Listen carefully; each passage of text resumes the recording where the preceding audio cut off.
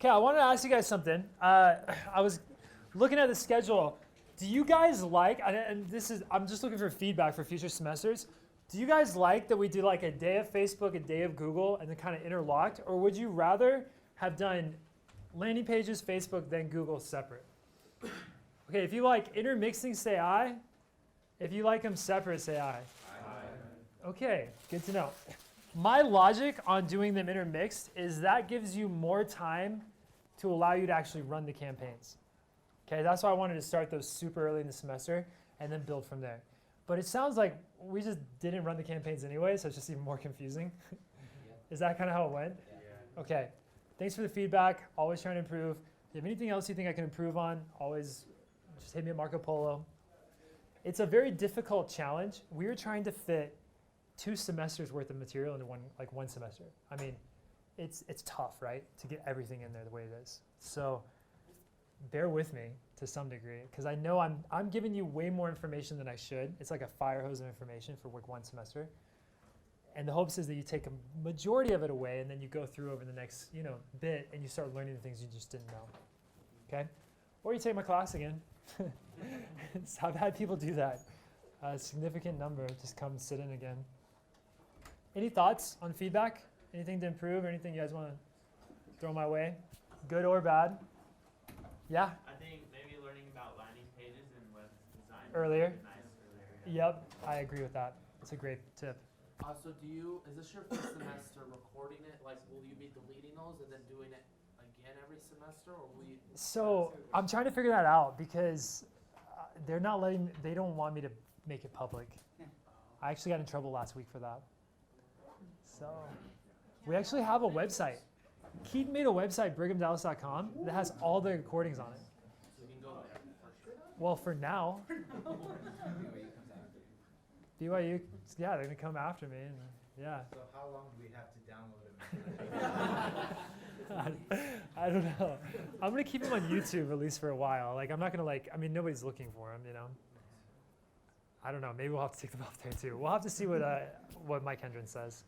I don't want to get in trouble with things. But they're there for now. They're there for now if you guys want to go watch things. Do you go back and rewatch? Yeah. Oh. Has that been helpful? Yeah. Oh. Like almost every day I'm going back. Really? For something that I'm To like find something, huh? Yeah, like ads and stuff. Cool. I'm glad it's super helpful, yeah. I mean, maybe you could argue, I don't know for public for everybody, but like they have like My Educator like books you have to buy, then you get access with them forever. So this could be our course. Yeah, he said we could definitely put it in Learning Suite. Yeah, for you guys. He didn't want him to go out to the external media kind of thing. Dude, I have so many friends who I've told to watch videos and they do. They do. So they wouldn't get it in My Educator. But yeah, they Sucks. love them. So. Ruin it for everyone. Keep it public. Yeah. You mentioned this, but I just haven't seen it yet. But I think it'd be cool if like you could have like a screen mirror plus like what you're teaching, right? Uh-huh. Because like a lot of times you'll do things on like on the computer and you'll see it on the projector, but it's not very clear. So it'd be nice Oh. if like you could actually see what your screen was doing. Yeah, that'd be really cool. Yeah, it's a really cool idea. I don't think I'd have that technology, but I love that idea. Keep it coming, man. I'm loving this. Go ahead. I really love the spiritual thoughts every Thanks a every lot. class. So I appreciate that. keep those going. Cool. I had one girl tell me like, but come on, they're 45 minutes. She probably felt like a heathen, but I get it. Sometimes they're a little long. Go ahead. I'm just throwing this out there, but I think Throw it it's out really there. interesting for like every student next semester to like create their own dropshipping site. I would so love they, that. They learn how to create the website, but they also learn how to advertise for themselves. I would love that, and that's kind of where I wanted to go with that. I don't think one person doing it all, it'd be way overwhelming. Really. Yeah, but even as a group, I would love for you guys to do your own products. But you even see how hard it is like right now. Before I forget, that reminds me. Ben is hosting a advanced dropshipping class. Okay, did you guys go to the other one? Yeah. That was awesome. Yeah, it was amazing. I watched it on YouTube, thanks to Keaton. Hosted a drop, it's gonna be 2 weeks out, but the only way to go to it is if you have your store. Okay, so he's not gonna do it for everyone, he's trying to optimize the time. You actually have to have a store to go to this one. And you message you Marco Polo Ben, and it's invite only. So that's the way it's gonna happen. Okay? Cool? So do we like Marco Polo him for like the information? Yeah. And he just gives it And he'll give you the information. You guys good with that? So, Do you guys all have his information? Yeah. Okay, cool. Anything else? Any other feedback? I love it. Yeah, keep going. Just a question. In the Google Ads fundamental test, there's a link that is not working. So the link doesn't work because you have to be signed in. So sign into your Google Ads account and then go find it. So I wouldn't use that link. It would work for somebody who was signed into their account, but it's not going to be for everyone. Okay. And there's a bunch of fundamentals tests. Take the search one. This is the one we study in class the most.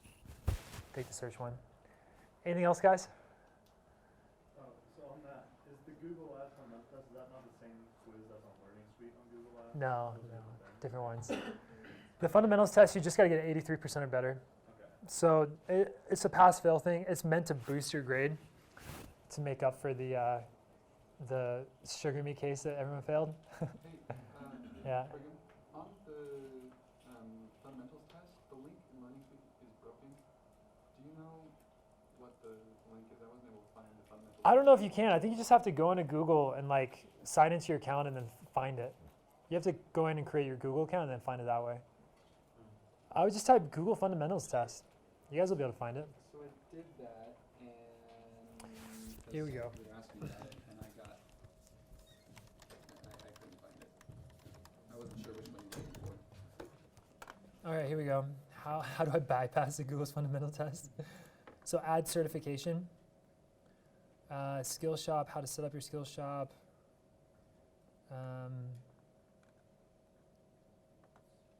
Google Ads search certification. Yeah, get started. Google Ads search certification, and just get started. How do you study for this? Take the test. And if you get lower than 83, take it again. You can take it once per day. It's due next week. Yeah. I'm not looking, again, my pillars in this class, remember we talked about in the beginning, fundamentally, I think tests do not prepare entrepreneurs. Like if that were the case, people who have a 4.0 in school would be really good entrepreneurs, but it doesn't really work. So I'm not trying to test you to see how much of this you retain. It's literally a really good test to help you learn AdWords. Like it's a great test for your learning. Take as many times as you want, just pass it, yeah. When I took it at the beginning of the year, after you like failed the first time, it would tell you like, study this, and you could just click on it. Oh yeah, and learn all about it, right? That's awesome. Yeah, it's cool. I might do that next semester where they take it twice. Just be good practice for everyone. See what you don't know and then see what you need to know. Anything else? Thoughts, questions? Okay, cool. Awesome. All right, guys, here we go. Did the music stopped? Oh, it's still on. I just muted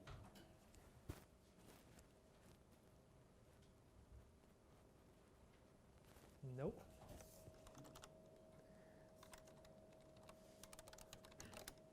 Okay, here we go.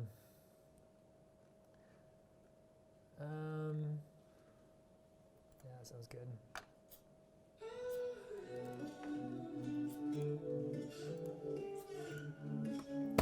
Okay, guys, here we go with class today. Are you guys ready? We're ready for class. Okay, everyone, I need somebody with a timer. Who has a timer? Who's got a timer? Give me a timer guy. Okay, 60 seconds on the clock. Everyone raise their arms, their hands in the air. Throw their hands up. Okay, here we go. Here we go. Hands up, hands up. Here we go. Okay, tell me when you're ready. I'm ready. Okay. Yeah, no way. When we got these things. You ready? Okay, close your hands into a fist. Let's hit the timer. Here we go. Go. Okay, squeeze them. Squeeze your hands. Squeeze it hard. All right, squeeze them. I want to see little knuckles just blowing. You're bursting your bubbles up here in your veins. I want to see just squeeze those things as hard as you possibly can. We got a minute on the clock. Are you tight? Are you tight? Oh yeah, he's hitting it tight. How are we? Are we tight? We good? We good? Okay, I can see it. It's coming. I just want to see all the blood just like leave your hands. Squeeze, guys. Squeeze it hard. How you feeling? You squeeze? How much time? How much time? 30 seconds. 30 seconds, guys. Keep it going. Keep it going. Squeeze, squeeze, squeeze, squeeze, squeeze. Okay. When you get down to 10 seconds, it's all counted out. It's just painful right now. It should be painful for you. Just squeeze as hard as you can. Ugh. What do we got? 10. Where are we at? 17. Okay, almost there. Almost there. Just breathe, guys. Work through it. Work through the pain. Almost. Here we go. Here we go. 10, 9, 8, 7, 6, 5, 4, 3, 2. Okay, let it out slowly. Just like feel the relief. Just how that feels. You guys know that feeling, right? You guys feel how that is? It's just relaxed. It's just awesome. It's nice. Got our hands up still. That's just, okay, we're feeling good right now. Okay.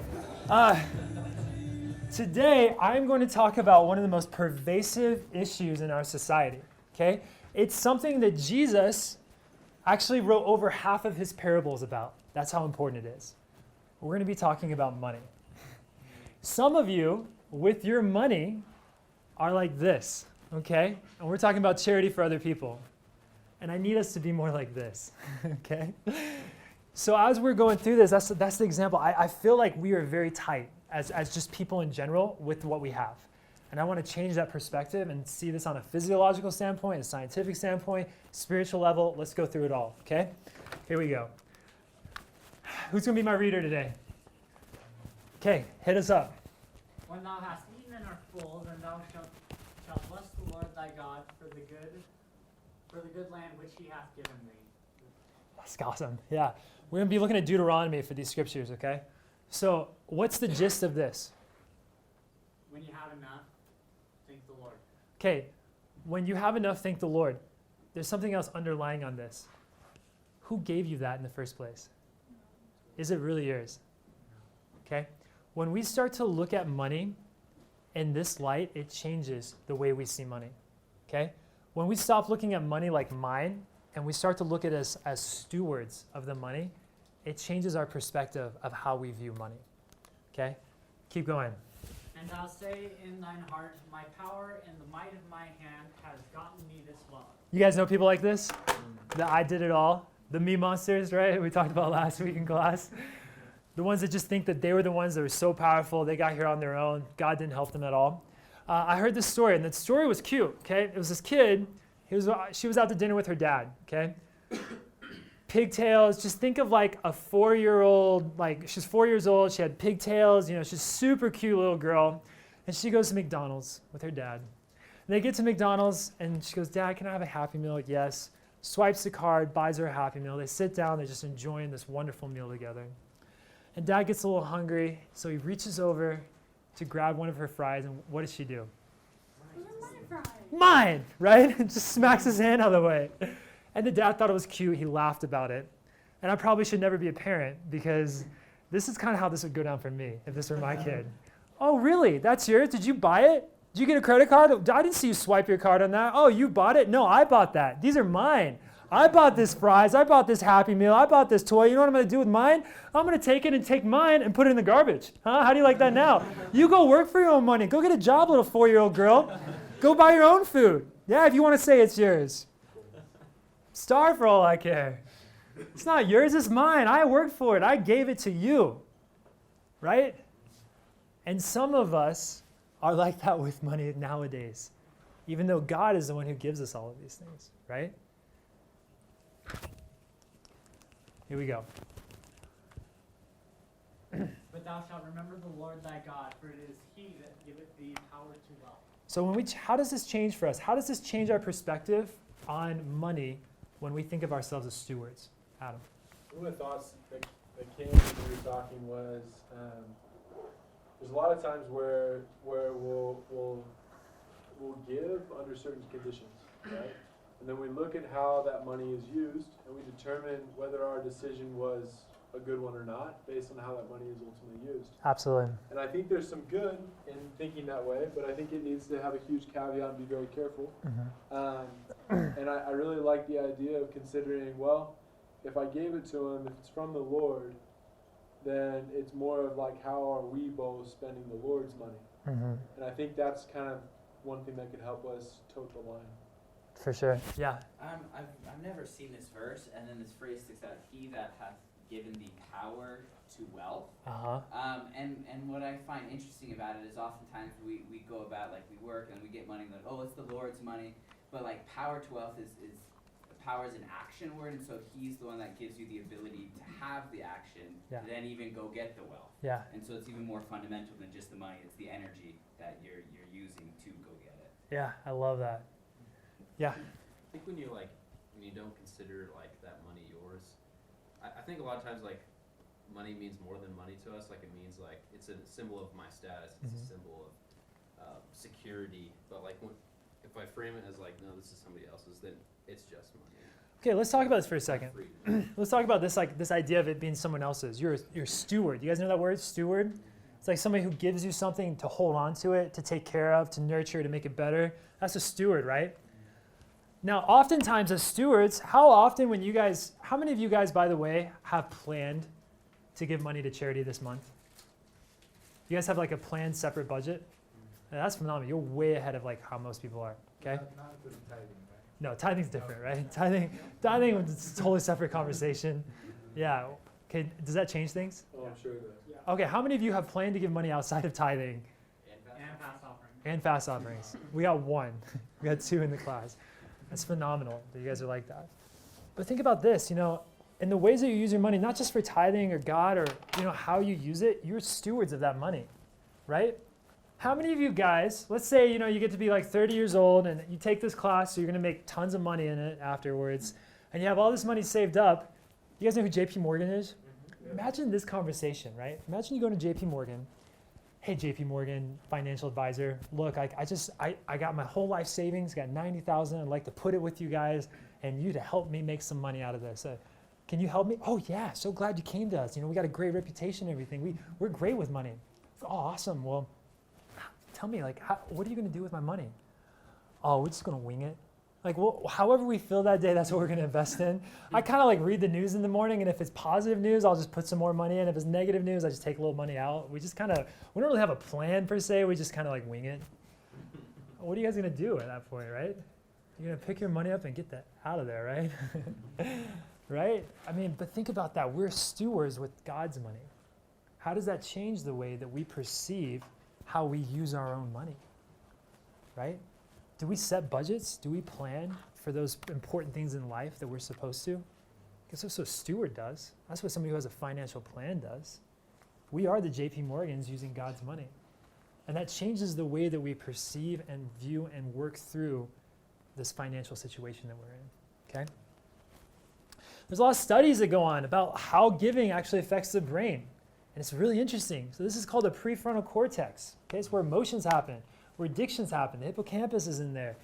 In this area, they have studied that when you give, it lights up with oxytocin and adrenaline, these happy chemicals that make you feel better.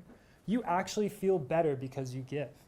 In fact, studies show that you're happier. You literally are a happier person because you gave something up.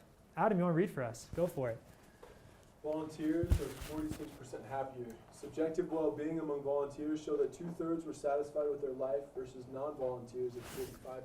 That's a pretty big number. Like 1 in 2 people are not happy with their lives if they don't give to other people. They don't do service. But out of the volunteers, there's 46% increase in happiness out of the people that actually give. Okay? It's pretty cool. Who wants to jump instantly 22% happier? Say aye. All right, here we go. Read number 2 for us, Adam. Giving $100, 22% happier. Giving at least $100 over the past 12 months led to a bump in subjective well-being by 22%. That's crazy. Okay, that's $8 a month. Literally giving $8 a month leads to you being 22% happier. I think we can find $8, right? Like that's a meal. If you can't find it, just skip a meal, yeah. Money can buy you happiness. Money can buy happiness. That's what this teaches us, right? That's like the right thoughts on this. Money can buy happiness. Instantly, 22%, that's a lot. Okay, that's a lot happier than you are right now. And it's only $8 a month? That's huge. Okay? What about this one, Adam? Giving lowers stress. Cortisol levels in the body are lowered when somebody gives. This reduces disease and lowers health risks. So cortisol levels are associated with stress. When you're highly stressed, your cortisol levels rise. And cortisol is like an autoimmune deficiency resilient thing. So basically, I'm not explaining this right. Basically, you get more infections when your cortisol levels are higher. So like in a relationship that's toxic, when people criticize you and talk bad about you, your cortisol levels rise. And people who are in a critical relationship are 3 times more likely to receive the flu, to get a cold, to get an infectious disease than somebody who that doesn't have those stresses. So actually giving lowers your cortisol levels. And they've also linked that to your heartbeat. People who give regularly have a more regular heartbeat. they have lower heartbeat levels, and they're like less diabetes and less diseases associated with it. So people think, oh man, I need a vacation. I got to get this stress out. You literally could get more out of going on a service project for a day than spending a week in the Bahamas, sitting on a beach, drinking pina coladas and sunning yourself. Okay? It's literally better for your health to do a day of service. Last one. Health, wealth, and productivity. Scientific data supports that giving leads to a life that is healthier, wealthier, and more productive. Wealthier. You will be wealthier by giving. So I had a girlfriend, and she taught me one of the most valuable lessons, and I love this. She made like a third of the money I made. I don't know exactly, but she didn't make a lot of money at that point. This was like a couple of years ago. And she was always giving to other people. Like every month she had money that she would give. And her family was the same way. They weren't very well off by any means, but they were just giving people, right? Like all the time. And it was phenomenal. And she told me something, I'll never forget this. She said, most people think that you have to be rich to give to other people. Giving is not about the money, the amount of money being given. It's about the act of giving. It's about creating the habit of giving. You can start that now. You don't have to be old and wealthy to start giving your money away. You can create a charity budget of $5 to $10 a month and start right now. 22% bump in happiness, right? This is literally going to make you happier by doing that. The habit of giving, okay, is much more important than the amount that you actually give. Okay. I had something else I want to talk about on that. Hold on. It'll come to me. It'll come to me. Give me a second. I don't know. We'll come back to it. Okay. Does anyone know who Fife Symington is? Anyone ever heard of this guy? Okay, perfect. That's okay. I'm glad you haven't. He was the governor of Arizona. Okay. I knew his kid. His son, Rich Symington, was like an associate of mine in the diet world when we did the diet scams, you know. He was killing it. And he made so much money, he took a private jet and moved to Puerto Rico. So that's like, yeah, that was his life. Anyways, so Fife is his dad, and he was governor. Great guy, you know, helps out all of the state. He was elected for a second term.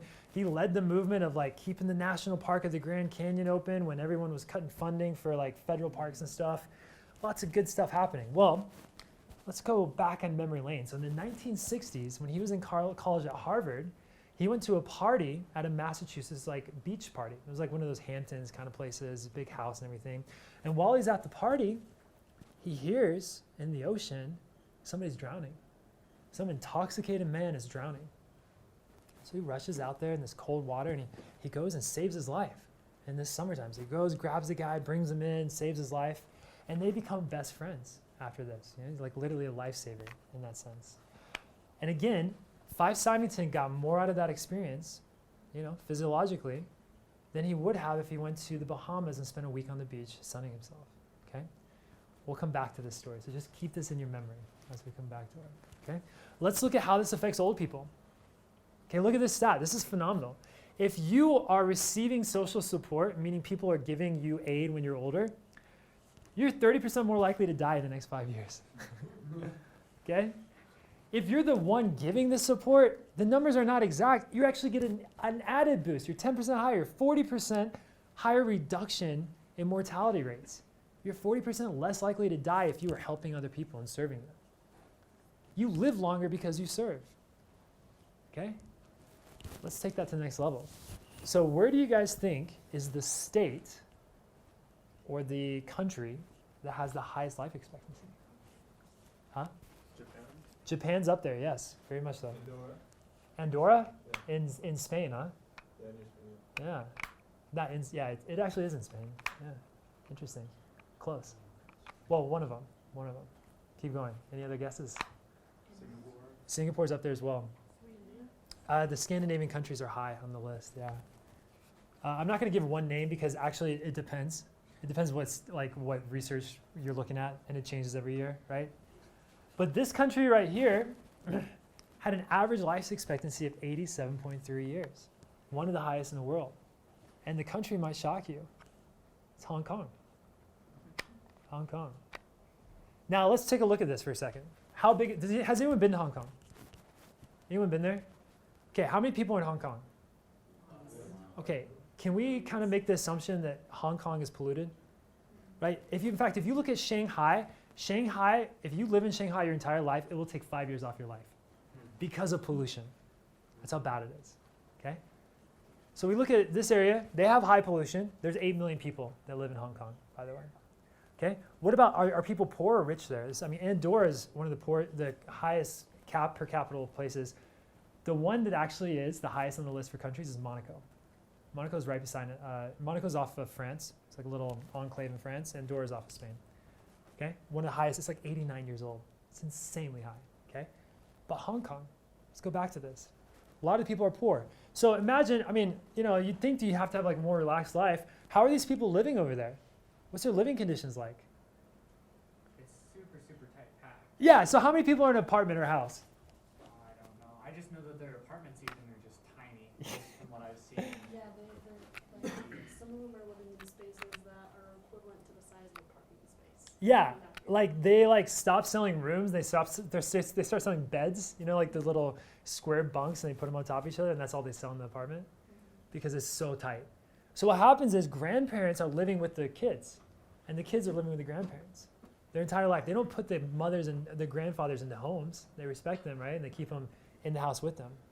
So think about this. What's going on here? Somebody explain this to me.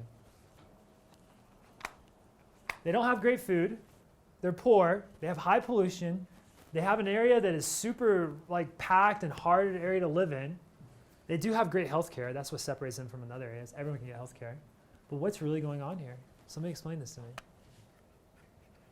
Yeah. Spencer.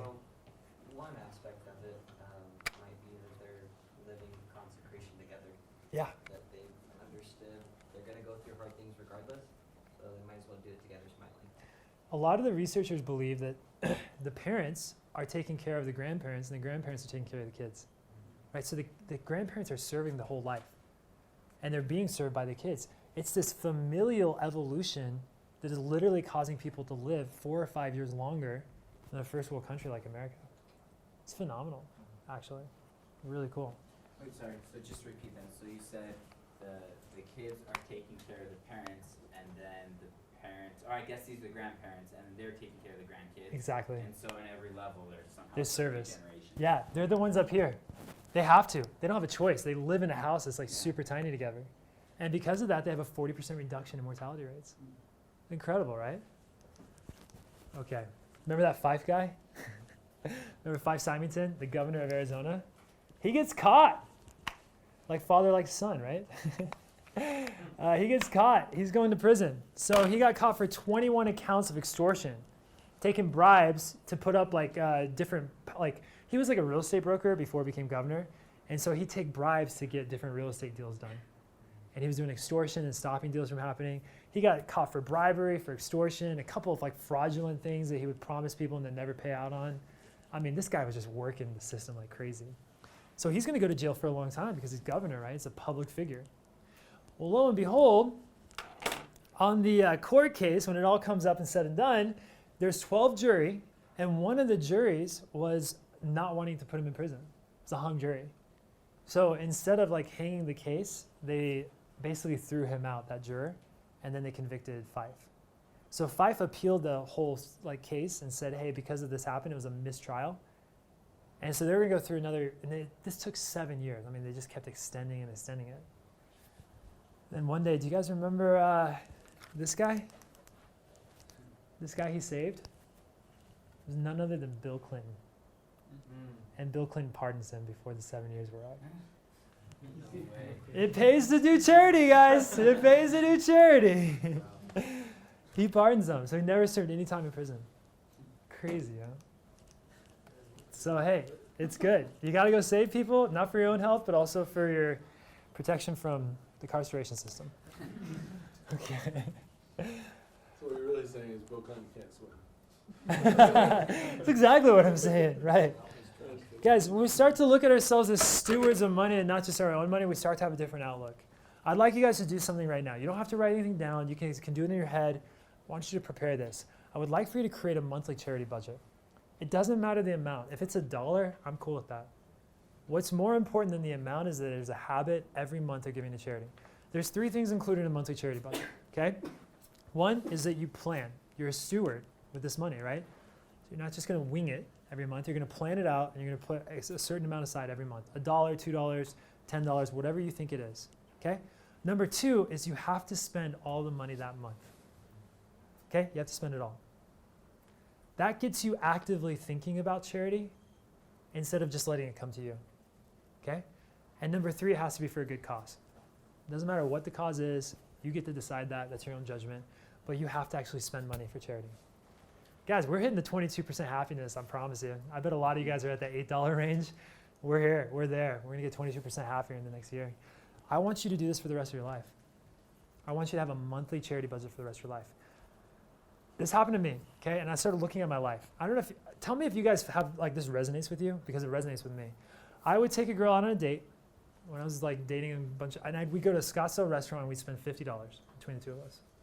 I'd spend $50 on a restaurant and I wouldn't even think twice about it. And then somebody on the street would come up and ask for a couple bucks. Oh no, I can't do that. I get so much pain and anxiety. Do you guys get anxiety when people ask you for money? It's like this like cringing feeling of like, I can't do this, right? I don't know if I'll have enough. I don't know if I'll be able to do this. And it's this feeling of like, I can't, right? And I started looking at that. And I'm like, how is it I could spend $50 on a dinner and not even blink at it, but I can't give $10 to a good charitable cause? Like how? How is that? What is going on in my mind, right? This completely changes everything for me. Now when people come up to me and they're like, hey, I need some money for this or something, great. I mean, I have to spend it anyway. This just makes it easier for me. I got something to spend my charity money on every month. You know? When I do lunches with students, it's part of my charity budget every month. Just got it all planned out for that. People ask for things and they need something, you know, it's there. And I already know exactly how much I'm going to spend.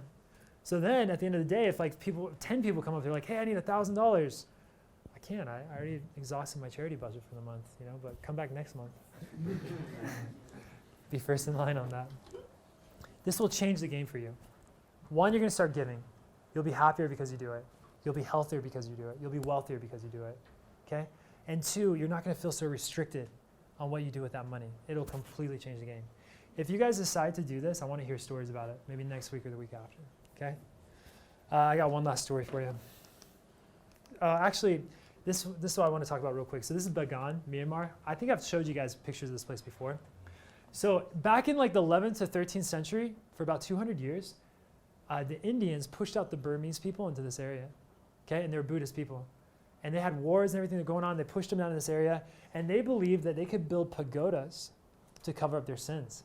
I don't know who this guy was, but he was definitely screwing around with harlots or something. You know? Got some bad. That was Fife. Over there.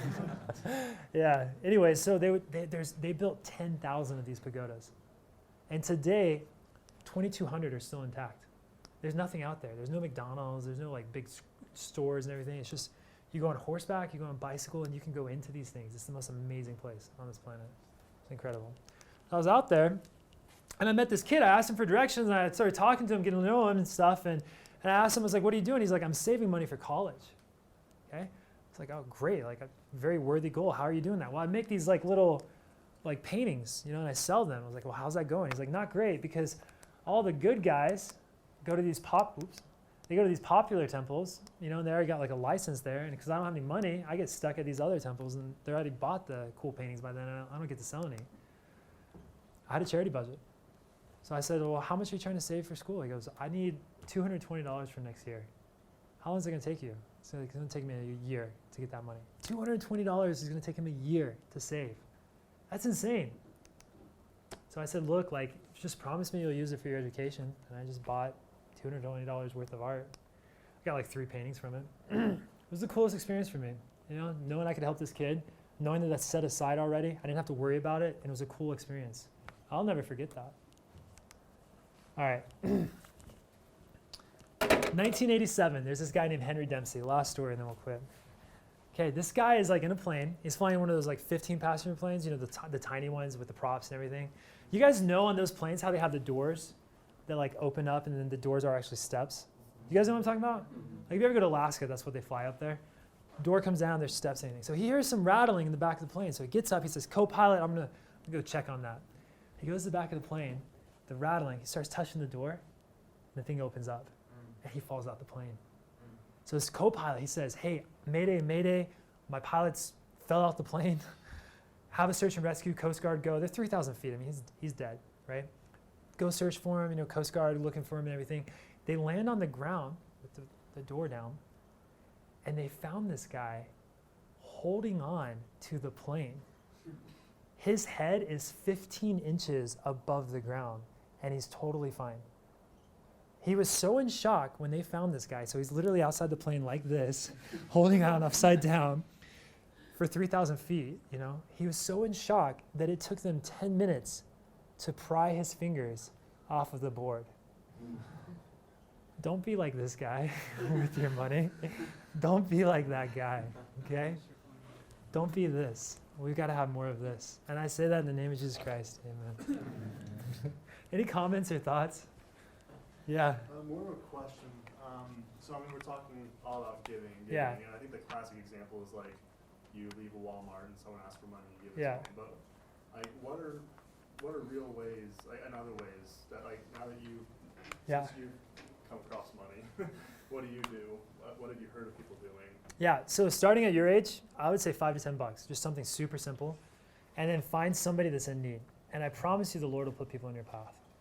The Lord works that part out, like every month. It's insane how quickly the Lord can use you if you're a steward with money. Some of the couple of things I've done this year alone. So last month I had a kid in Romania that had a brain tumor. And then it was like a family member of Emma. And so we helped him out. A lot of times, like Amazon, somebody's in trouble, somebody's hurting for food. I'll just send a Prime Pantry. I'll say, hey, what's your address? And then they don't have to see me. They don't have to see anything. I'll just send them a bunch of Prime Pantry stuff. That's a good one. People just ask for things, on the side of the road. That's great. You use your budget. It doesn't matter what you use it for. It's just the fact that you're giving. So you'll be a good discerner, and you'll be able to see how the Lord uses you in your life to actually make that happen. Anything else? Yeah.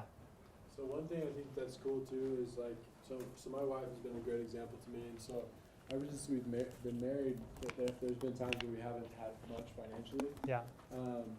But you can also give with your time. You can give with your space, whether it's letting people stay with you, whatever it is, and that was something that was really cool. My wife is really good at that. So yeah. I think it's cool, especially if you're man, I can only afford $5, but I want to do more.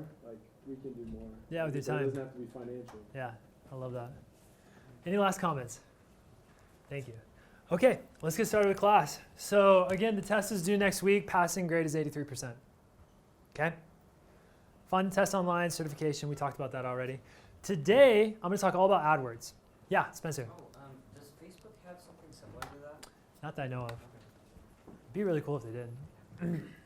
Today, I'm going to talk all about AdWords. Okay? I'm going to show you my process for optimizing an account. I'm going to show you exactly what I do from start to finish to look at everything, and it's comprehensive. Okay? How many of you guys feel weak at AdWords? Say aye. Okay, I think this is a weak point for us because we haven't talked about it a lot. We talked a lot more about Facebook up to this point, right? I want you guys by next week, and we're going to probably put this online, to have started your ads for a company. If you guys use the list that I sent out, guys, there's 20 companies begging for you to start. Okay? So if you don't have something going by next week, I got to start it'll be worth 15 points, just a freebie. Have some spend on your ads. Riley, can we make that happen? Okay. So just go into Learning Suite and say, are we spending money on your ads? Yes or no? 15 points. Okay? All right, awesome. And we'll have to put that into Slack because people will. Hey, Becca, by the way, got her first sale. Yeah, on our store. Congratulations. Yeah. It's like a baby swaddle, I guess, for her. So, Yeah, it's cool. She did great. Anyone else? Thank you, by the way, Becca. I know you guys gotta go. Anyone else sell anything so far this year and got some sales out of it? Anyone yet? This is I need you guys to do this. No one drops out of school this semester, I will consider myself a failure. God, I gotta get somebody. Maybe that's why no one's here. They're the ones actually selling things, guys. Let's be honest. We don't buy it. All right, so with the Google audit, I'm gonna show you exactly what I do. We haven't spent a lot of time on Google, but I wanna spend a lot of time today. I'm gonna show you everything, guys, everything. Okay, so I want you to focus. Unfortunately, this material is a lot more dry than the rest of the material that we did. Okay, it's not as sexy and fun as Facebook, it's dry. I like it, but you guys might, I just need you to focus, okay? Just be like in it today. Okay, let's get started. So on the campaign level, there are 6 things that I look at right away. Okay, and these are them.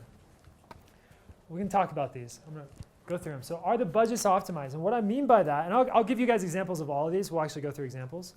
What I mean by budgets are optimized is if you have different campaigns that are limited by budget, and one has a lower CPA than another, then I want to make sure that I'm raising the budget for the lowest CPA. So I get more of those cheaper acquisitions, yeah. Will these slides be on Learning Suite? Will these slides be on Learning Suite, Riley? Yes. Perfect.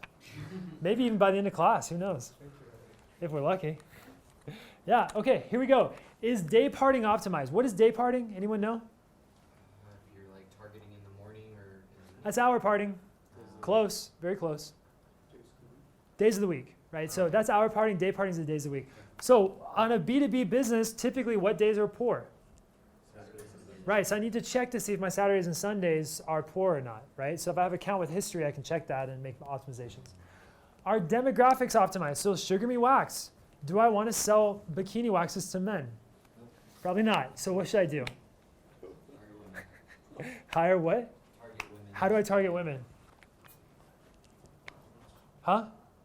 Okay, I need to bid lower on men, right? So I get the targeting for the women. That's demographic. Demographics can include gender, age, and marital status. Okay? They might have added household income in there. It used to be in a separate area. I think it actually is added in there now. Yeah, you know how they get it? They get it through census data. They look at how big your house is and say if you have a house this big, you probably have a higher income. That's an audience. Uh-huh. Demographics. I'm pretty sure it's in demographics now. It used to be in locations. Yeah. So why is demographics so important on Google Ads when that's intent-based? So you're talking about like you're not going to want to target a man, but a man's not going to be searching that, and if he is, then maybe you do want to target him. Maybe some man's a creeper and he wants to see bikini waxing. Okay. You know? So if you're suspicious that a certain demographic might go just to view the website, and not actually buy, then you want to steer away from that. Right, exactly. Well, and even if there might be some men who are interested and like do have intent, the fact is it's going to cost more to get them. Yep. So just let them go. Why not spend the money on females? Yeah. Okay. All right, that's an excellent point. Okay. RLSA audiences. So that stands for retargeting lists for search ads. So it's based off of audiences such as, so you can not only just target demographics, you can target people's, based on their behavior of website visits. So like, for example, I've been looking at Zillow for the past month. I decided not to buy a house, but I've been looking for the past month for a house. I'm highly in the market to buy a house because I've been on Zillow like every day for a couple hours a day, right? Google knows this. So I might be in market for housing. Somebody who's looking to buy a truck might be in market for trucks. Somebody who's looking to buy whatever. Somebody's job, based on what they do for work, would be in a certain category. If they're in IT, construction, etc., that would be an audience. So you can attach audiences to campaigns and bid higher or lower based on the audiences. Okay, super powerful tool. Seems complex, we'll go over it. Okay, we'll go over this. Next level, CPA bidding strategies. Do you guys remember what were the 2 types of automated biddings that are like highly artificial intelligence based? Max conversion and what? And target CPA. Okay, max conversion, target CPA. How many conversions on the campaign do I need to start using that? About, 25. I need about 25. And if there's a lot of account data, I can have less than that, but I need to be averaging about 25 conversions a month for that to make sense. Okay? Yes? What would you do when you're trying to generate leads, not necessarily conversions? A lead is a conversion. Okay. So it's a type of conversion. Okay. So you wouldn't do max conversions until you got 25 leads? Uh-huh. What would you do before that? CPC. Okay. CPC, enhanced CPC. Gotcha. Yep. Great. And then performance planner suggestions. Oh, I didn't go over this. This is cool, guys. Remind me to go over performance planner. If I forget about it, we got to go over that. We got to talk about that. Okay, I want to show you guys something. This is important. Okay, we need a product. What's a product that does well in what's a product that does well in rural markets or city markets, but not the other one? So let's say, what's something that does well in the city, but not in like the countryside? White tennis shoes. White tennis shoes. I love it. Okay? So let's say we're Adidas. We're all white Adidas tennis shoes. Okay? That's our product. Now we observe that there's two markets. There's rural. It's hard for me to say. Jeez. And city. Okay? Which one's going to have better? Okay. Let's say you're limited by budget. Okay, so you can't target all of these the same. Okay, so we're going to give a couple examples. So let's say your impression share. That tells you, you guys remember what impression, can somebody explain that for me, impression share? Yeah, go ahead. Isn't that like how many times your ad shows up? Yeah, it's how many, what percentage of all the queries out there do your ads show up for? So I'm at 50% and I had, if I was at a 50% impression share and I had 1,000 impressions, how many total impressions are possible? 2,000. You guys get it? Okay. So I'm going to have bid first. I'm going to have impression share. Okay. Okay. So let's give a couple of scenarios. Okay. So in these, white kicks for the city, if I'm limited by budget, let's see. How am I going to do this? Let's see. R, C. Okay, in this case, I'm limited by budget. Okay? Should I bid higher or lower, and on which one? Let's talk about this. Okay? So take this aside. If I bid higher, what does that do to my impression share? Increases it, right? Because Google wants to take your money. And if you're willing to bid higher, they're going to take more of your money, and you're going to become more desirable than somebody else on the auction. Does that make sense? Okay. So you still with me? So should I bid higher or lower, and on which one? Guys, think about that and answer that question for me. I'm limited by budget. My impression share is not fully there. I'm at 50% impression share. Yes, Spencer, walk me through this. Yeah, you're going to want to bid higher for the city because that's where the majority of the people are. It's going to raise impression share. Uh-huh. And then you're going to bid lower in the rural area because people don't buy there. Interesting. What if I'm profitable in the rural area? Based on what? Because we defined that our customer segment was more in the city. We did, but let's say, okay, well, how about this? Let's say the threshold for profitability is a $50 CPA. I don't know what kind of tennis shoes are that expensive, but let's just say it's a $50 CPA. Sure. My CPA, here is $40, and here is, let's say, $15. What should I do here? Should I bid lower or should I keep it if I'm profitable? I'd still go lower because your CPA in the city is still really low, so you can lower it even more, right? Good thought. I'm not saying he's wrong. I want some more data. I want some more information. Tell me more.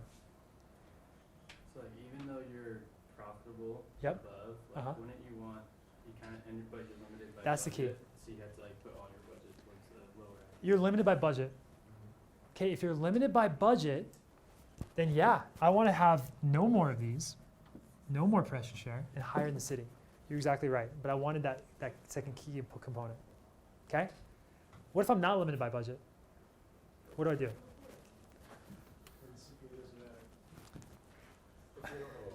Well, as long as it's not above 50, right? Right? So I don't care to lower my budget here. I don't want fewer impressions here. I might keep it the same. Or, heck, if I'm still profitable, I might even raise it some because I'm not at $50 yet. But I'm definitely going to raise this because my impression share is lower than 100%. Now, let's say, in this case, let's say my impression share, and by the way, there's two types of impression share losses. There's impression share loss by budget and impression share loss by rank. Okay? Rank deals with your ad rank. Your ad rank is a component of two things. What? Creative. Nope. Ad rank is a component of what? Huh? Quality score and bid. Quality score and bid. Okay, your quality score multiplied by your bid gives your ad rank. Your quality score is a component of three things. You said one of them. Your ad, yeah, so you're going to call it your ad relevance. Okay, what else? Huh? Click-through rate. Yep. And then what's the last one? Landing page experience. Okay? Those things make your quality score multiplied by your bid. That gives you your ad rank. So there's two types of impression shares that are limited. You have limited by rank and then limited by budget. So you can actually look at what percentage is limited by rank and budget. How do we increase the impression share limited by budget? Pretty simple, right? How do we increase the one limited by rank? Huh? Increase the rank by the 3 factors that you just said. That could help. The fastest way to do it is something else. Bids. Raise the bid. Okay? That's a much faster way to do it. You should keep working on the other things, but that's the fast way to do it. Okay? So in this case, if I'm limited by budget, I'm going to increase here and I'm going to probably decrease here because this is giving me conversions that are taken away from the conversions here. If I'm not limited by budget, what should I do? Let's say I have a low impression share. I'm limited by impression share. So this is limited. But I'm not limited by budget. Huh? On what? You raise the bid on the rural. You could, absolutely. That would give you more budget for that. Because you're going to get more impression share means more clicks, and more clicks, more budget. More budget means more conversions, even at the higher level. Absolutely right. Does that make sense? It's a little bit confusing. You guys getting this? If you get this, say aye. If you're a little confused, it's okay. Say aye. That's all right. We're going to go through it a little bit more. If I'm limited by, yeah, go ahead, Adam. So I was going to ask, so, I mean, where were you at when you were talking about limited by impression share with the city? If you're limited in both, like, yeah, that makes sense if you've already maxed out your limit on impression share with the city, right? Then you do rural. Is that what you were kind of saying? That's the reason why? If you're limited by budget, okay, so you have a cap on how much is being spent, all your money is being spent. Yeah, so you only have $1,000. Finite resources. Here, so, I mean, so spend all your money here. yeah, because I get a 15. Exactly, and don't spend money up here. Of course. If you're not limited by budget and both are profitable, then even though I'm only making $10 on this and I'm making 35 on this, You want both. it doesn't cost me anymore. It's the same amount of work. Why not sell both? That makes sense? Even though I'm making less money here. Okay, yeah. Still so an you're saying- optimization metric. Okay. That makes sense. You guys get the, yeah. Does this general system apply to both shopping and search? Uh-huh. That's so that even the ad rank stuff applies to shopping? Ad rank doesn't apply to shopping. You'll get a, Bids, uh-huh. straight bids. Yep. You'll get an impression share, but it won't be based off of rank, quality score and stuff. That's an excellent question. This kind of theory is going to drive a lot of our discussions. Does everybody get this? We good here? Okay, let's move on.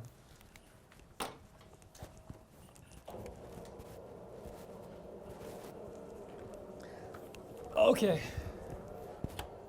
Cool. So we talked about these. I want to give some examples, okay? So we're actually going to go into a lot of detail here. Keaton, are we good on the filming? Yeah. Okay. Okay, cool. Guys, I put this on the board. Talk with your neighbor. You got about a minute. I want you to fix this. Okay? Look at this and fix it. You guys got about a minute.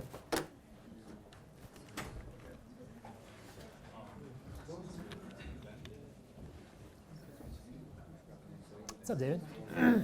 New material today. Yeah. We're going to go through AdWords and figure out how to like fix budgets, fix campaigns. The worst? Today will be really good then. Today'll be good.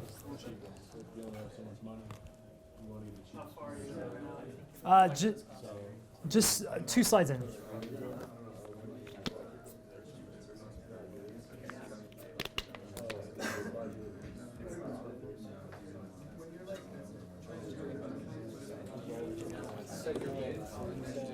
Negative for the incomes that you don't want, or do you set your bids to 0 and up your negatives for Yeah. up your bids for people that you do want? So that goes back to the discussion we just had. It has to do with the same fundamentals. So if we're limited by budget, maybe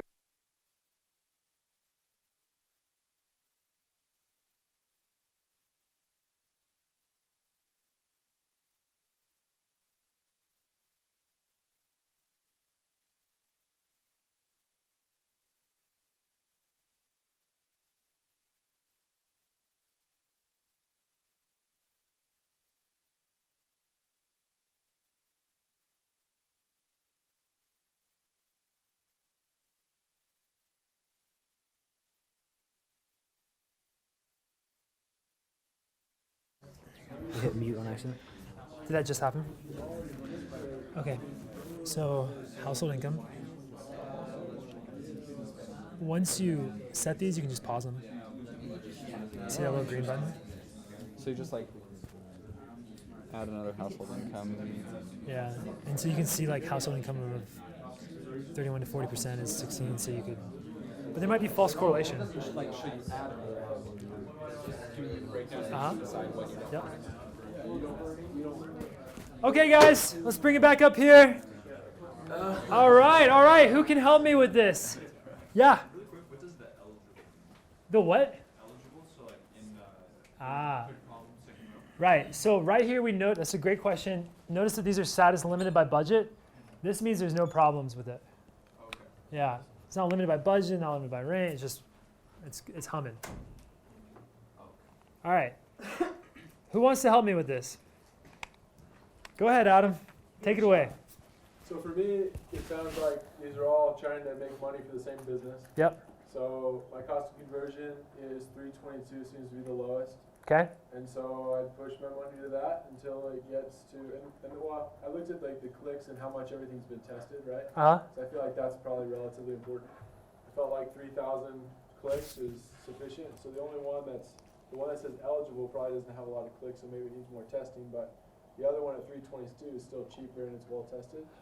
And so I would push the money from everything below it to the 322 until it got closer to the next tier of pay, and then I would just keep doing whichever was the cheaper cost per conversion. Okay, so you're saying you'd probably pause these two and then put that $300 into here Yeah, because these have a higher CPA. yeah, and they're all converting, but so it's not like a question as to what's converting or isn't, because we see how many conversions everything has, but it's a fact of if they're all converting but one's cheaper than the other, then I'm going to go for the cheaper if I'm limited on how much money. That makes sense. We're limited by budget. We have a finite resource of money, and so we're going to put that money into the thing that gives us the best conversions. Great job. Anyone else? Yeah. Sorry, just a question. So if you put more budget into that one, and then now your impression share should increase. Yep. Eventually, if you keep putting more and more budget, it's going to say that status is going to change to limited by impression share. No, that status is either limited by budget or eligible. Oh, okay. Those are the only two statuses. Or like ads not working. So how do you know when it's time to like put money into a different? How do you know when it's time to change it? Yeah. So that's why I said the tier part. You can correct me if I'm wrong, but like I would tier it based on the other ads I've already tested. So let's assume that I'm profitable at 386.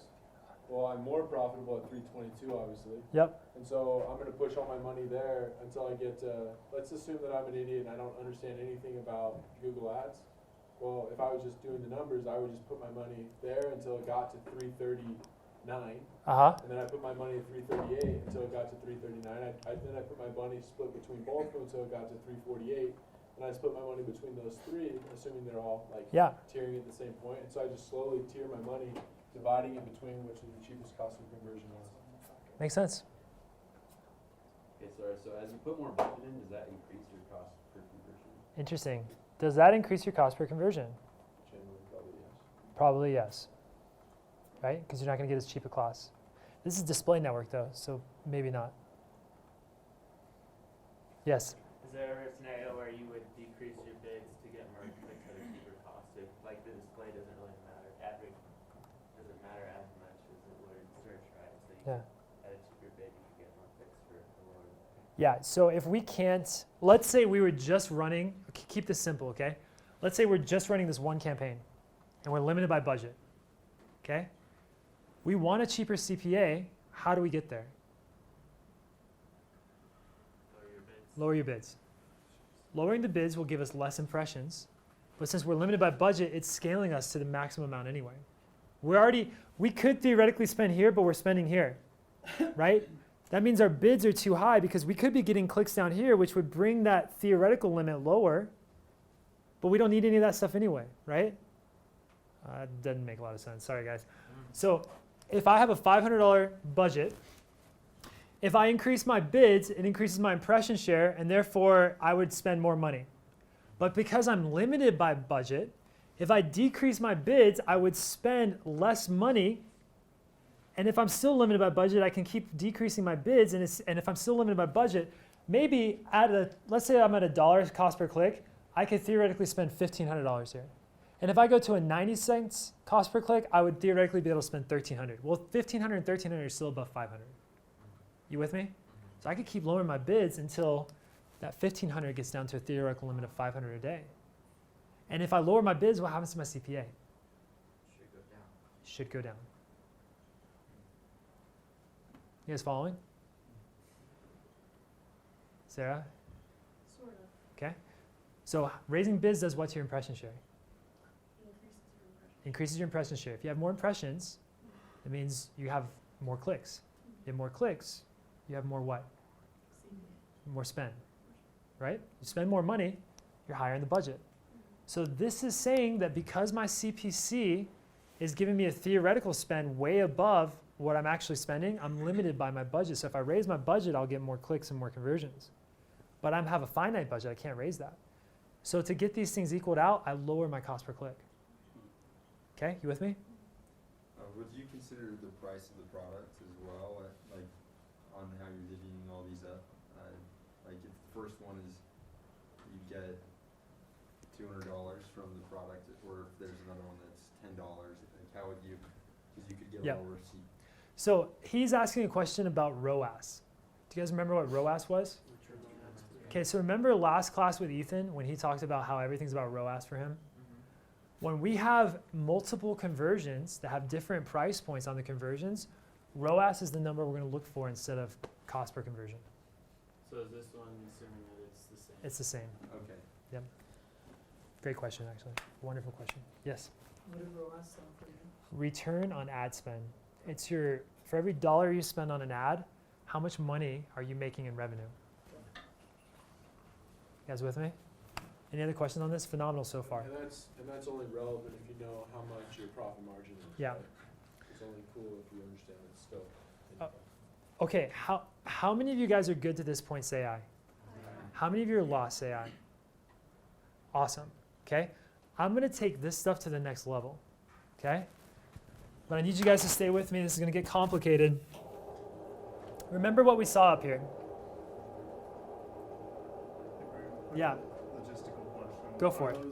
Is this all one campaign or are those separate campaigns? Those are separate campaigns. We're going to talk about that for a second.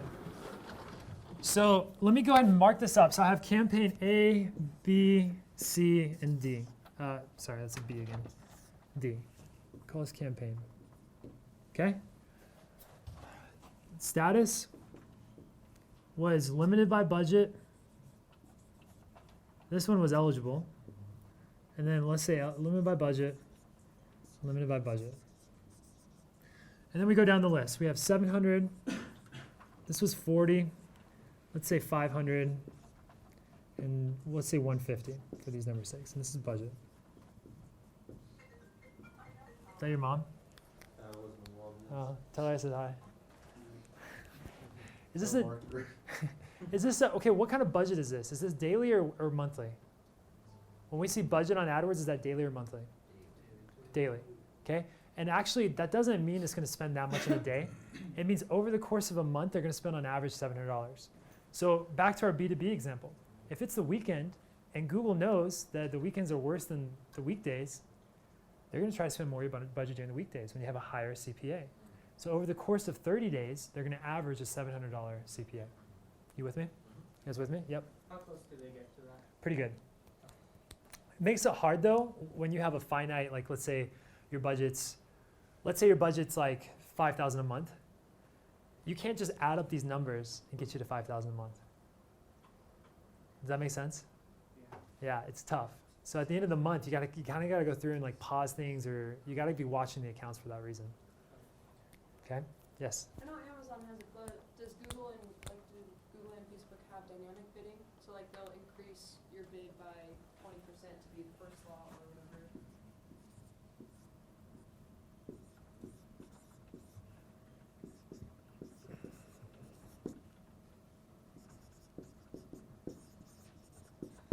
These are the 4 types of bidding strategies we talked about in the class. Okay? At CPC, no. Manual CPC bidding is manual CPC bidding. eCPC, yes. we start to add in a level at about 20% of bids up and lower. Okay? It's no longer telling you it's 20%. Some clicks might cost more, some clicks might cost less. They don't tell you what it is now. Target CPA is not about CPCs, it's about the CPA. It tries to target a specific CPA, and they might bid 3 times higher on a customer that's a female, 25, looked at bikini waxing sites, like all the things just click. They might bid really high on that person. Okay? Max conversion, when do we use max conversion again? Oh, once we have decent traffic, so like 25. Okay, yes, so we need more conversions, but there's one thing that, what separates these two? Limited by impression share. If our impression share is less than 50%, we can be judicious with the way we spend our money and just maximize conversions. If it's much above 50, we got to go with target CPA.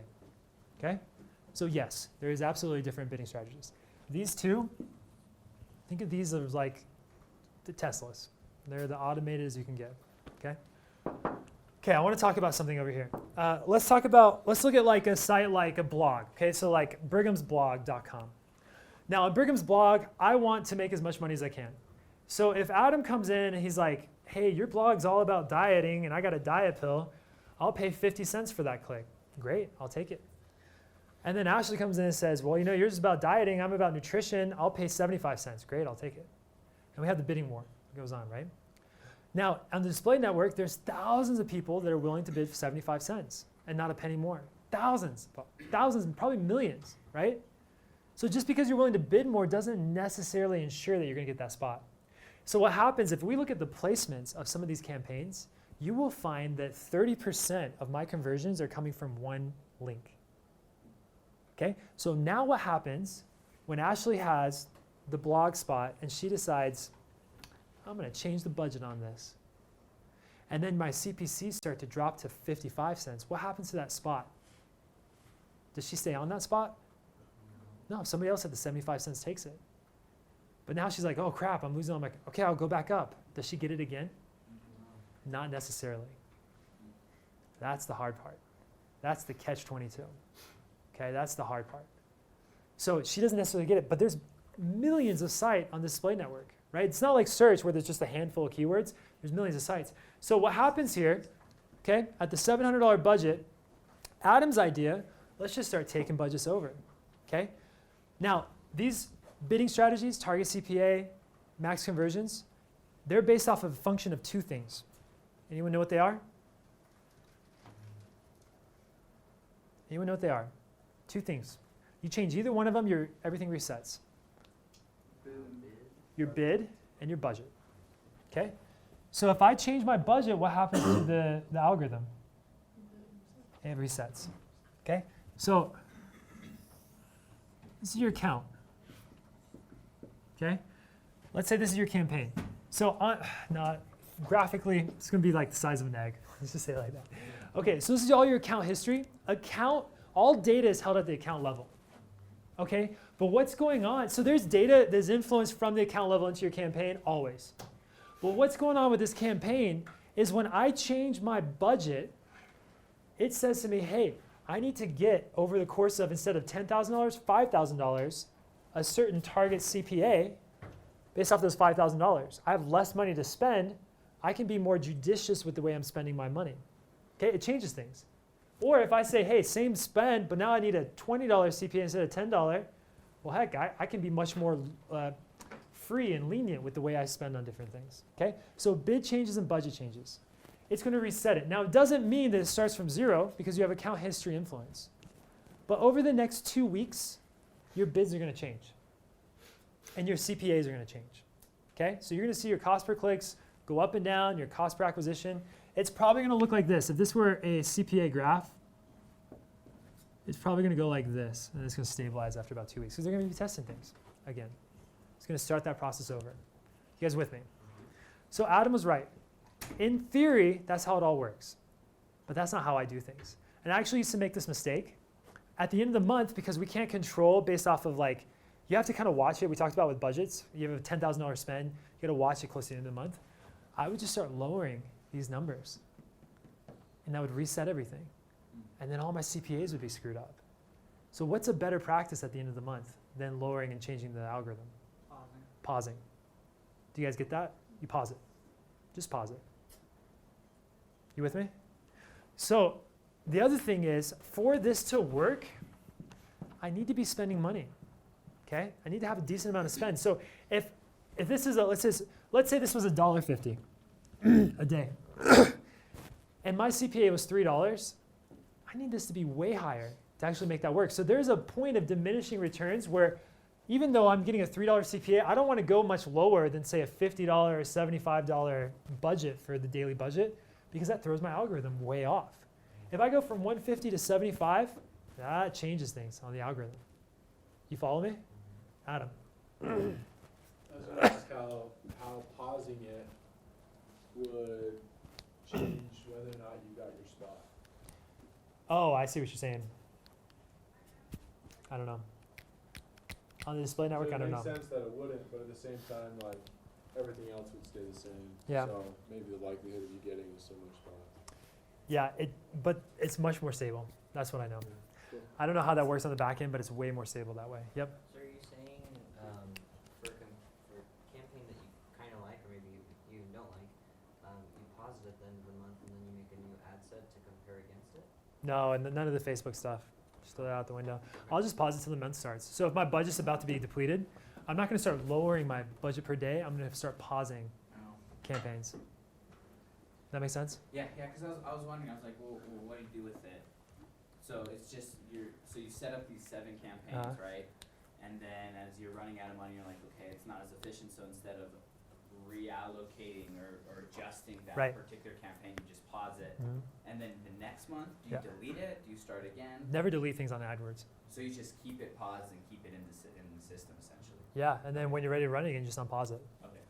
Yeah, it's very different from AdWords or Facebook. I guess I used the wrong lingo. Yeah. So you pause the campaign and then you just make a new campaign? I don't make new campaigns on that. Why would you make a new campaign? You don't want to spend as much money at the end of the month. If you're pausing like one campaign, then like how are you generating new ads? Well, generating new ads, you don't need. Okay, so we're talking about budget. Sure. So if you're at $25,000, you need to spend $26,000, Yeah. and all of these are running at these amounts per day. Well, heck, if I have like 5 days left, I might want to pause these 3 until the end of the month and just run one campaign, because that would decrease the amount of spend I'm doing per day. So you have like 7 campaigns running at the same time? Yeah, and pause 6 of them. Okay, cool. Make sense? Yeah. Riley. Yeah, so on your note with not deleting anything, you're going to find like on blogs and other people who suggest doing single keyword ad groups. Unless you're like managing stuff with software and stuff, please don't. Just don't. We're going to talk about that. We'll get to that. That's a great point. That's a great point. Okay, so I'm going to pull this back on the board, and I'm going to show you guys some things that I want to talk about. One more thing on this. Budget and bids, right? Those are the 2 things. On a target CPA, the way it works, it's like that 4-year-old mine French fry girl that if she doesn't get her way, she just quits. That's what I think of with these campaigns. So what happens is you're stretching everything you can out of this. You're lowering the target CPA, you're lowering, and at some point it just can't perform, so it just turns off. Okay, that's the danger with the automated bidding strategies here. Okay, so know this is very important. If you go lower on your budget, I don't want you going lower by a ton all at once. I wouldn't go from 150 to 75. No. If you're at 1,000, you can go down to like 700, you're okay. Or 700 to 500, you're okay. 700 to 200, well, that's going to really jumpstart the system. I wouldn't do that unless you have to. Okay? That makes sense? But on the opposite side, if you go from a 500 to 1,000, that's much more okay because you're being more lenient. Yeah? So then when you pause these campaigns, do you want to allocate that money into the one that Yep. you're still Yeah, and so now that we understand this, let's look at this again. Okay, so Adam's idea, Adam said, let's take all of these and push it into this $500 campaign. Now that we understand this, somebody want to explain this a little bit more to me? Go ahead, Adam. Take it away. So in that case, what you do is you'd go ahead and you'd pause it, but you wouldn't probably want to jump all. So would you pause? What would you pause? Sorry, what would you pause? I'd still probably pause the bottom one. Yeah, I'd pause bottom 2. So get $300 extra dollars. But I probably would only jump that one by $200. And then just because of what you said, and then I'd probably jump the smart display by another maybe like $400, still taking it from the 700. Yep. So I would probably, so I wouldn't take the 4, I'd take probably a 200 or 300 here Okay. at a time. And just Well, kind of, I had leftovers, right? Because I said Yeah. jump that by 200, so I had 100 left there. yeah, I would have taken 300 gotcha. plus the 100. Perfect. That's exactly right. Love it. So you'd put a little bit into here and a little bit into here and call that good. Yeah, just basically what you were saying was large statistical or percentage changes Uh-huh. causes issues. And more so on the way down than on the way up. Okay. Great job, Adam. Yeah. It's like I get how it works conceptually, but like what is, so do you go in and change the budgets on, so you pause the ones below and then you just like edit budget? Uh-huh. Yeah, so see these pencils, see these things right here? We just click on it and then you can just change it right there. Yeah. So if you would want to like lower a budget, would you have to do it over a long period of time? And like what time, like is 2 weeks enough to wait and 2 then weeks. change it again? Or 2 weeks is typically the time period for all the optimizations to go through. Yeah. Before you mentioned a percentage of, like you can change it by 20% Uh-huh. and still not mess up the algorithm. Yeah. Is it 20%? Was it 25%? I can't remember what you. Okay, so even if you change it at all, it'll change the algorithm. But more drastic changes have more drastic effects on the CPA. Because essentially it's a new function, right? You had a function of budget and bid, and if you change one of those two, it changes the algorithm. The bigger the change, the more drastic you'll see in the CPAs. Okay? Great questions, guys. Have you guys understood this a little bit more? Guys, we're spending a lot of time on the campaign level because that's where a lot of the optimization actually happens. For smart advertisers, it's here. Because your campaign's already built really well. You're not doing so many keyword changes because your keywords are already running and humming. You with me? Okay, great job, guys. We're really proud of you guys on this one. Next. Okay. Did we just do this one? Mm-hmm. Yeah. Okay, so do you guys remember what RLSA is? So an audience, we talked about the in the market to buy a house, that's an audience. In the market to buy a car, that's an audience. I have a company that I work with. They do like work stair platforms.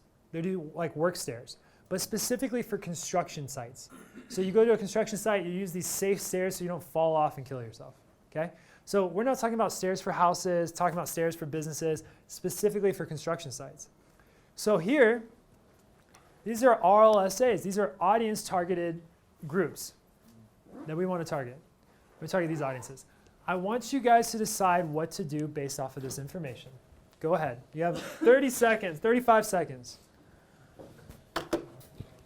Riley, can you give me some water? Thanks, man. Question. Like, does it not reset if you go from like 500 to 1,000? Okay, much less. Yeah, okay. Yeah. That's what I said. Yeah. It still has to rethink. Already knows how to use $500 efficiently. You're just telling it how to go and find the new stuff. It's much easier to do that. Okay. How do you remove accounts from your ad manager account? So before you go into like the account level, you're on that level, you can just click them and then delete them or remove them on the MCC. It didn't quite. Do you have your... So I don't need to remove anything. He just deleted an account that he had on his Yeah, so if you go to X out of that. So go pick Google Ads. And then now you're in the account levels. And you'll do it here. You just click on one and then delete it. That's what it is. It's removing it from you. Because you don't actually own the account. It's just removing it from your MCC. Okay, guys. Somebody help me out with this. How do we do this? Somebody raise their hand. Help me out with this one. Come on. Go ahead. Take it away. So you'd want to pause the construction industry and funnel more resources into the manufacturing industry. Interesting. So how would you do that? How do you funnel more resources into it? And increase the bid. Great. Phenomenal. So I'd increase the bid of manufacturing industry and I would pause this one. Now, why would you pause it instead of just letting it run?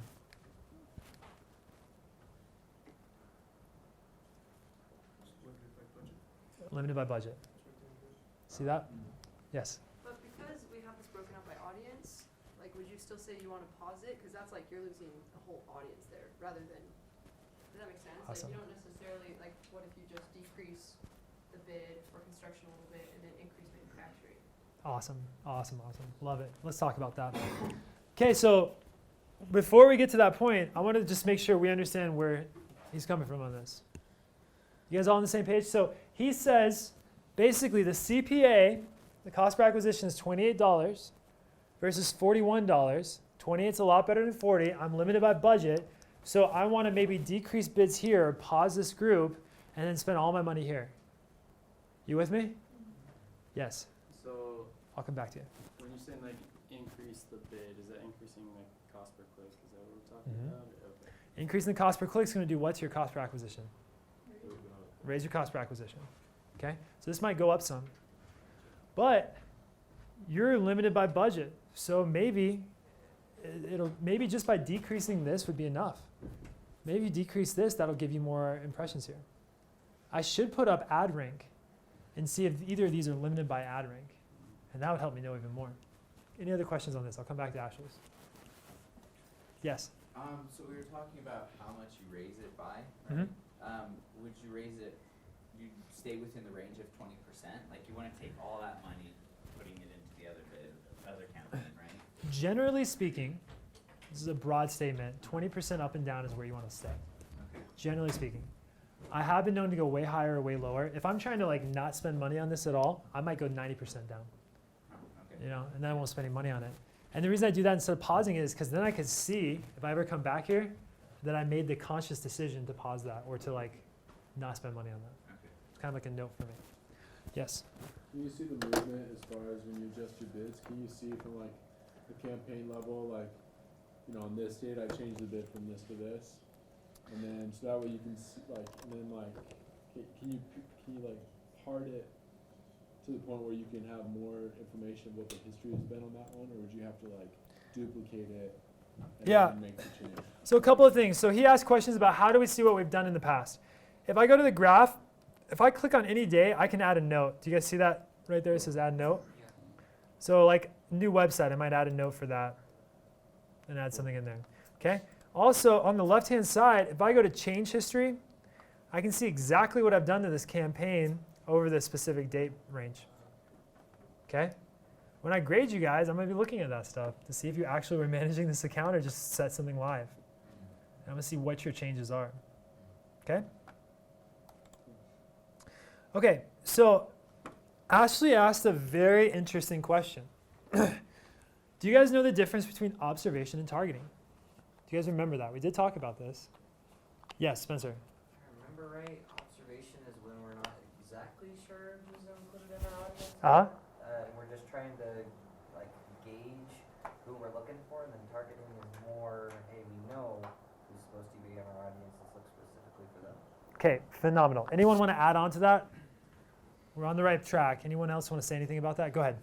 Technically, targeting means you're only showing ads to people in that group, even if somebody else searches your query. Uh-huh. Whereas observation means you're just getting up on certain types of people that you know. Okay, so yes, perfect.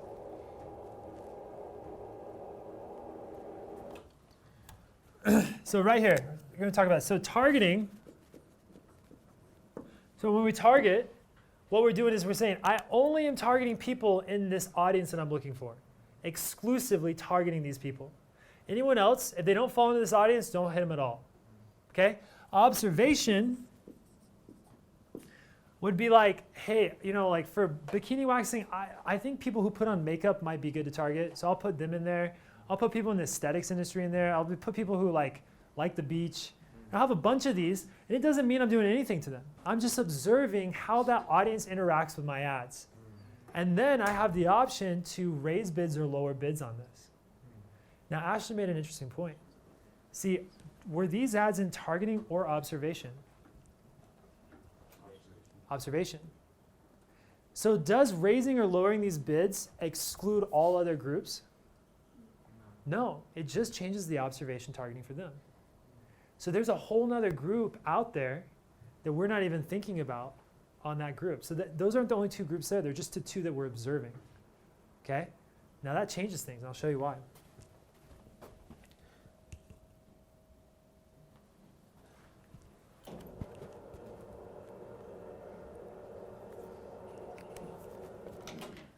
Okay, here we go. So let me go into this audience. So by the way, this is where the audience is, right here. So let's go into this audience. Now I have my 2 right here. Notice the following, okay? Notice, or maybe I need to do, is that better? Okay, so notice the following. So notice I have my total on the audiences and the total on the campaign and total on the non-audiences, that's other, okay? So on the audience, I have roughly 550 of the 3,300 clicks. So it's like 1/6 of the total clicks, okay? It's not a ton. So if we look at it, the cost per acquisition of the others are that high. It's $53 versus the audience targeting is $33. So yeah, I mean, I could take out, now this is what's interesting, I could take out construction audience because I'm limited by budget, as everyone was saying besides Ashley. But does that actually make my budget go down? Not at all. That doesn't necessarily mean I'm going to get more in the manufacturing, right? Just because I take this out. Because I have a whole nother group, 5/6 of the targeting is going to this other account, right? You follow that? You guys with me? Because if I take this out, it doesn't mean it goes here. It goes to everything. Okay, so that doesn't make that better. And so what do we learn? What do we learn? Out of the other, what's the CPA of the other? Well, 40 is still better than 60, right? 40 is still better than 60. 40 for this one, still better than 60. So before, what we thought when we just had that limited data, we thought we should decrease the bid on construction industry. But what should we really do? No. Change it from observation to target? Okay, that's one option. Now, if we're super limited by budget, so if we need to cut our budget by 1/6, yes. But what can we do? You're on the right track. Come on. Like, not within this, but there's another group that is more expensive, and we could take that budget and put it here. No, now you're getting confusing. Anyone else? Bid up. Take it easy. Look right here. I'm bidding up on both of these. And I'm bidding up on both because I would rather have the limited budget go to these than they would the others. Now, how do I know that we're not maxed on budget? Or how do we know that I'm not maxed on, like, that bidding up will do anything? How do I know if it'll do anything or not? What's the metric I need to look at? By? By what? By rank. Okay? So check this out. Okay, sorry, say that one. What was it? It's impression share by rank. So check this out. So over here on the far right-hand side, you'll notice that I'm losing rank, which is essentially bid, by 27% and 34%. So if I bid higher, I'm going to get more conversions out of those levels. Do you guys get that? That's why I bid higher on both of those. Not just a budget thing. It's not impression share by budget. It's impression share by rank. Now, how did I set this up? So look at this, guys. Okay, so up here, I have my columns. I hit modify columns. And under competitive metrics, I added in search impression share and search impression share of rank. I could even do, they don't have budget on this one, but yeah, that's it. So I could put those in there. And that's how they show up where they are over here. Okay? You guys follow this? Now, Sarah said, hey, you know what we could do? We could just target these people. If I target just these two groups, it is true. My CPA will decrease. 100%, it will decrease. But I have 5/6 of my traffic gone. Now I might not be limited by budget, but might not have enough traffic to make the client happy. That's the cost-benefit knowledge that you have to go through. You guys good with this?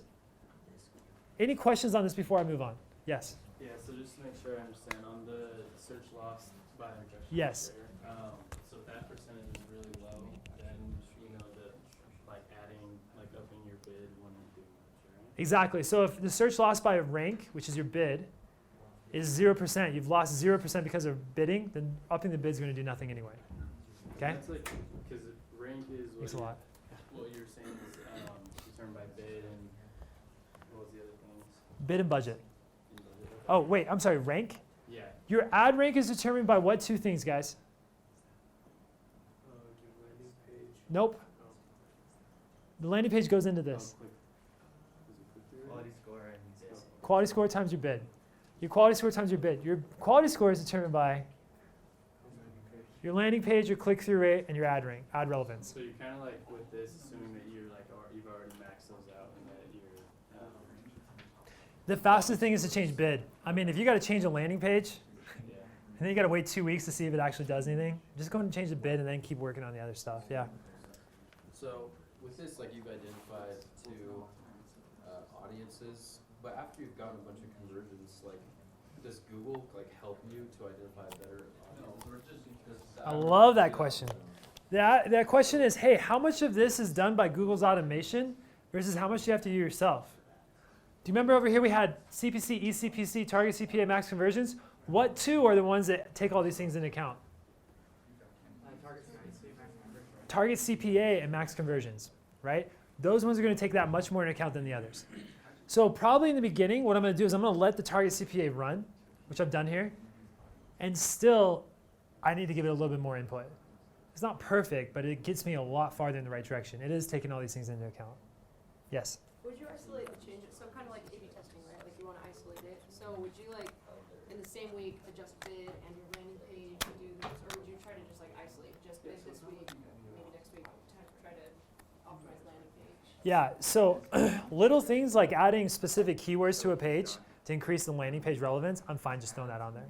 If I'm trying a new landing page, I'm going to just test landing pages and see what works over the course of a week or two. Yes?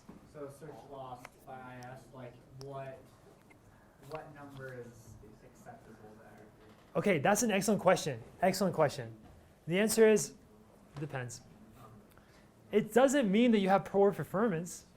You might be optimized. If you're limited by budget, remember, and we wanted to, remember, what do we do if we're limited by budget and we had one campaign, we had a finite budget, already lowest CPA, how do we get the CPA lower? Lower the bid. But lowering the bid does what? It lowers the amount of impressions that you see, making that even a higher number. So the impression share loss is going to be even higher. So, but in this case, would you want to up your bid for the top one so that it... That goes lower. So that lowers Absolutely. that, and then we care less about the other ones anyway. Yeah, absolutely. Yeah, that's why we'd raise our bids on both of those. You guys talk really loud.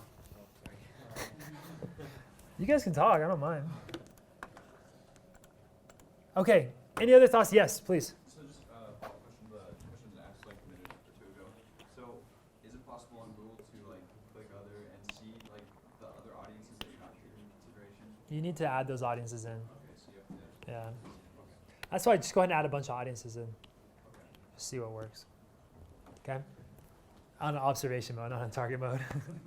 Yeah. You guys good with this? Other question? Phenomenal, by the way. Your questions are phenomenal. How are we doing, guys?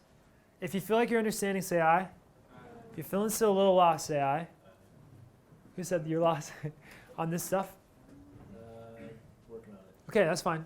Anyone else? Feeling a little lost? Should I go on or you have questions? Just go on. All right, let's do it.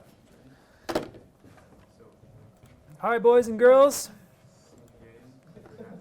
So this is the audience targeting. By the way, how do I get there? Let me show you that real quick.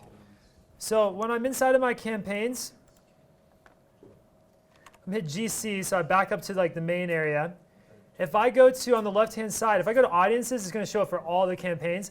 I got to click on a campaign, and then I'd go to audience. Then I go to demographics, right? And so then I could change things over here.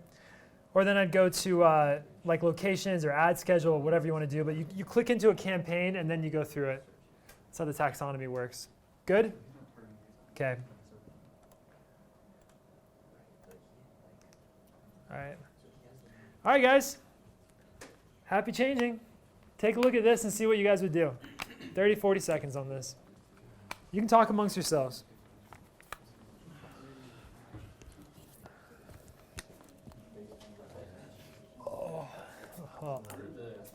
Oh, I'm so sorry. Yeah, so this got cut off. Let me actually do this on here. Sorry. Yeah, quite a test. Guess what these things mean?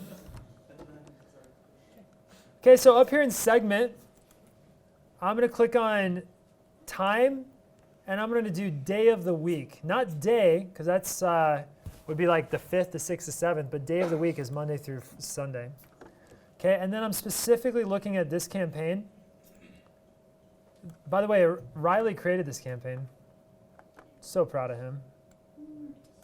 Okay, and I want you to tell me, how do I fix it? Yeah, it is a really good campaign. He took like 5 campaigns and combined them into one. It was his first one too, and he knocked it out of the park. All right, talk amongst yourselves. What do I need to fix?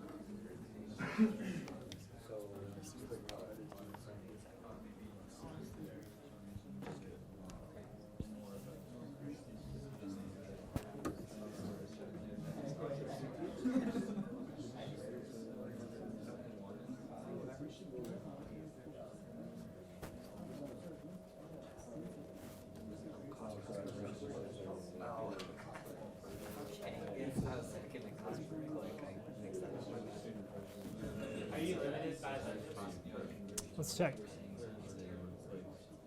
Yep. Limited by budget. Okay, guys, let's go through this. Let's go through this. Anyone want to take a stab at this? Adam, you already took a stab. Go for it. Well, Sundays. It's abysmal, right? It's because it's the Lord's Day. Why are you advertising on the Sabbath? He's gonna shock you if you do that. Depends on your religion, so I mean. I know. If you have a Christian audience. In Provo, you better not. Yeah. All right. Great thought. So what would you do? Probably lower the bid on Sunday. Yeah, lower the bid on Sunday. Now notice I already did this. So would you just pause it? Probably, yeah. Do you guys think you're going to be able to? What's the question I should ask myself to know if I should pause or lower?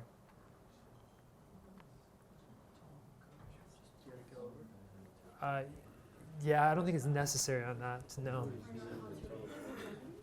No, there's no observation mode for day parting. Okay, so yeah, go ahead. So you asked, what's the question I Uh-huh. asked? So Sure. is it just, if I pause it, will I still have enough traffic for the rest of the day? Okay, it's an excellent question. So if I pause that on Sunday, am I limited by budget? And if I am, is it going to go to other stuff? If I'm not limited by budget, is it profitable still to run on Sunday, even at that level? Guys, but here's the thing. At a 1% conversion rate versus a 5%, it's not a 4% difference. It's a 500% difference.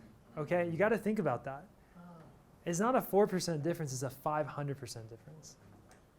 Okay, a 1% difference is huge in a conversion rate. You're going to get 5 times as many conversions as you would at this price. Okay, that's huge. So the question I would ask is it likely that my optimizations of lowering the bids and stuff is going to make a 5x difference? Probably not, right? Probably not. Just pause it. Pause Sundays. Now here's another thing, and this is, we call this specious correlation, is when things lead to something that's not likely, okay? The preponderance of evidence is this is a B2B company, and Sunday is typically a day people take off. So that validates, in a sense, the data. Now if you look over here though, Fridays is a 3%, and Wednesday is a 7%. Now you could make assumptions as to why Wednesday is that and Friday is the other, but I probably don't have enough data to pause or to minimize Fridays. And if you look at the other accounts, consistently Sunday's bad, but the rest of them are all over the board. Yeah. And it looks like Saturday's decent as well. Right? Yeah. And so why don't you put, or could you try and allocate more money to marketing on Saturday? Could I try to allocate more money to marketing on Saturday? Yeah, you certainly could. But that goes back to what we were just talking about, where like that might be a specious correlation. Okay. Yeah, I don't know if I'd feel comfortable enough to make that decision. Yeah. I'm kind of wondering, like, let's say you pause Sunday and you're allocating budget other places. What should be like your key indicators for things, or like for where you should put your money? For example, like I would think that you'd put more money into Wednesday, and hopefully your conversion rate would go up, and hopefully your impression share or your search impression share percentage would go down. But like I'm just kind of wondering, like when you make changes, what should you look for next? Well, it's not your search impression share loss will go down. Loss would go. Is Yeah. that what the percentage is? Uh-huh. Percent loss. It's a percent loss. Okay. This is your search impression share, so that would go up, but your loss to rank, that other one that we're talking about, would go down. So honestly, I'd go to ad scheduling. Oops, let me go to that campaign. I'd go to ad scheduling here, right on the side. And then so Sundays has a 50% bid adjustment negative. I could just pause this. Just remove it. Or I might just do it 90%. 90% is essentially the same thing as pausing. Okay? That way I'd run less on Sundays. Good? Awesome. Yes? The adjustment's stacked, right? Yes. Okay, so what that means is let's say my bid is $10, okay? And if I have a bid adjustment for this audience of 10% up, it goes to $11, okay? Now, if I have a demographic bid adjustment of 10%, what's my new bid at? Huh? It's not at 12. Let's say I have another 10% increment. 12.10. Okay, so it's $11, 10% of that makes it 12.10. It's not a 10% each time, it's 10% of the one that was before it. Okay, that's important to know. So it doesn't necessarily mean if you have a 10% up and a 10% down, they don't necessarily negate themselves. Right? Because 10% of one is different from 10% of the other. All right, cool. Great job, guys. Honestly, feeling pretty good about you guys' analytical deduction skills here. Doing really well. I was going to go into this, but I want to show you guys something called Performance Planner. This is really cool. Have you ever used Performance Planner? Okay, this came out like 6 months ago, and it's honestly awesome. So let's go to SafeRack. So I'm in my account level here. Okay, so up here in the corner, I have tools and settings right here. Planning, Performance Planner. You guys see where that is? Planning, Performance Planner, that's where this is. Guys, if you get a chance, play around with this. I'm going to go into plan for September. I'm going to change my forecast period to be, let's just say let's say the 6th until maybe the 25th. So this is like almost 2 months. I got like 50 days here. And I'm going to change my metrics. I could do multiple metrics. I could do clicks, conversions. I'm going to do conversions. I always do conversions. But let's say I just went from a budget of $50,000 to a budget of $37,000. I actually went to a budget of $30,000 over 2 months. We just dropped in budget. So I'm optimizing for spend. So I want to get the most conversions optimizing for spend. I could optimize for conversions. So I could optimize for the most conversions, and spend as much as I possibly can, but get the most conversions at the lowest CPA, like the target CPA being the lowest. I could do one of those, but this time I'm optimizing for spend. Okay, so on the bottom here, if I spend more money, it does something to my graph. So this graph right here, notice what happens when I start to spend more money, I get more conversions. But notice that the average CPA continually rises, right? It continually rises. And the steeper this line, the better it is. If I spend a little bit more money, I get a lot more conversions. But the more flat it is, I could spend up to 12,000 more and I barely get any more conversions. Okay, so we can kind of look at this possibilities frontier and determine how much should we spend and really have a good idea based on the campaigns we're targeting. Okay, so watch what happens. This is so cool. This is where we're at right now, this gray dot. Let's say we want to spend $30,000 a month. So that's where we want to be on spends. So it says get an estimated 280 conversions at $107 CPA. That sounds great to me. That sounds really good. For $30,000 in spend, okay? So we're spending less, but we're getting a lot more conversions. Let me just, by the way, let me just actually, campaigns, let me just add in, okay, there's just one to add in. And I actually want to take this down to like 25,000. One thing that happens though is it doesn't necessarily give you all the campaigns. Not all campaigns are eligible for Performance Planner. So our spends might be 30,000, but I'm going to put us at 25,000 on spends, okay? So watch what happens down here.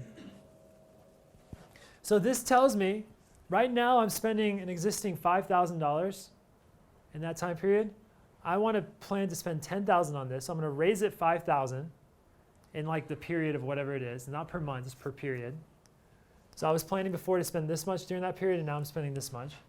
I'm getting an existing 44 conversions. Now I'll get 100, and my existing CPA, which was $111, will go to $102. That's awesome. So this one, the CPA will go down by 10 bucks, and I'll get a ton more.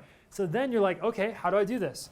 So then it says right here, if you look at the difference and see how it's like highlighted and underneath, this is what it says. It says set target CPA to $213.90, set daily budget to $451.69. You make those changes, and then out pops the rest. Yes? How accurate is this? That's the question. I don't know the answer to that yet. This just came out. Okay, yes? Also, you need data on your accounts for this to work. Yeah, you need it. And it won't even show you the campaigns unless this is there. But what's cool about this is it brings your attention to campaigns you could make changes to that will help that. So what I would do is I'd write this down, 213 and 459. Now let's actually go to that campaign.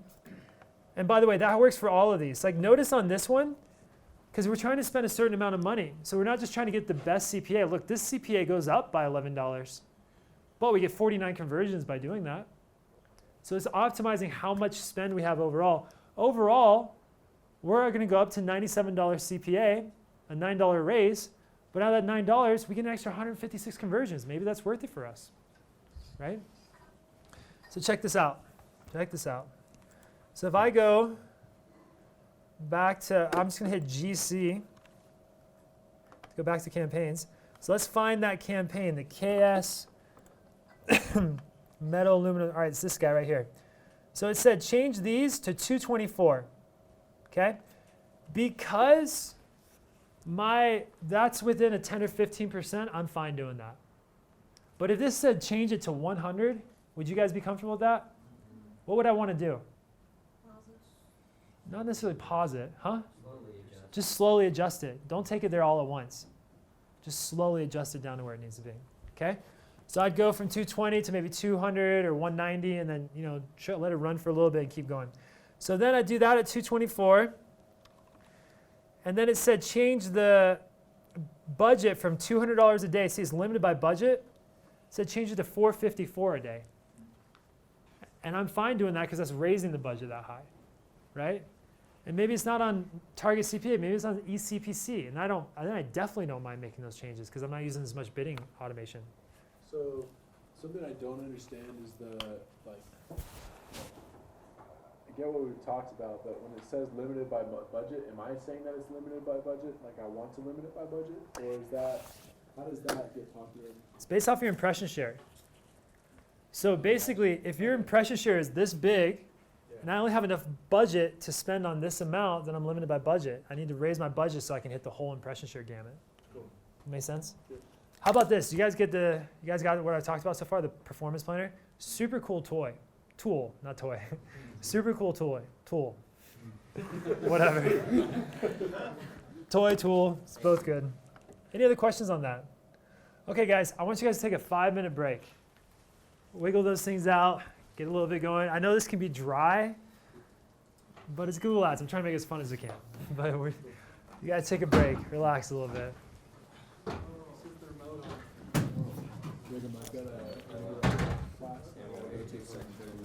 Sounds good.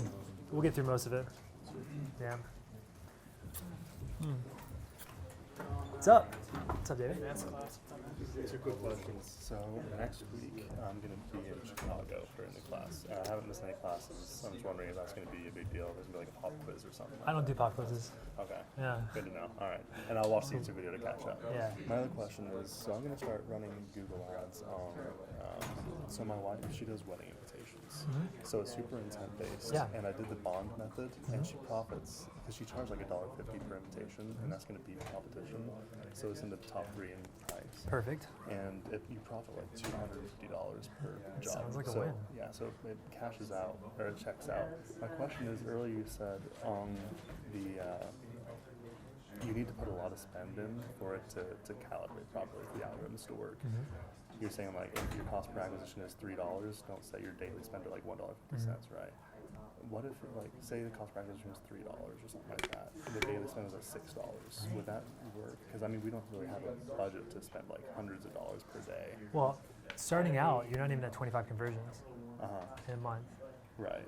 So we need to do ECPC anyway. Then it won't matter what your budget is. Okay, perfect. That was my main That was question. mainly for the automated bidding strategies of target CPA and max conversions. Okay, so we'll go in. I'll do it as ECPC, and then it'll last. And then is that like $6 a K or something like that? Perfect. Okay. Yeah. Cool. I would still probably do a little higher than $6. Okay.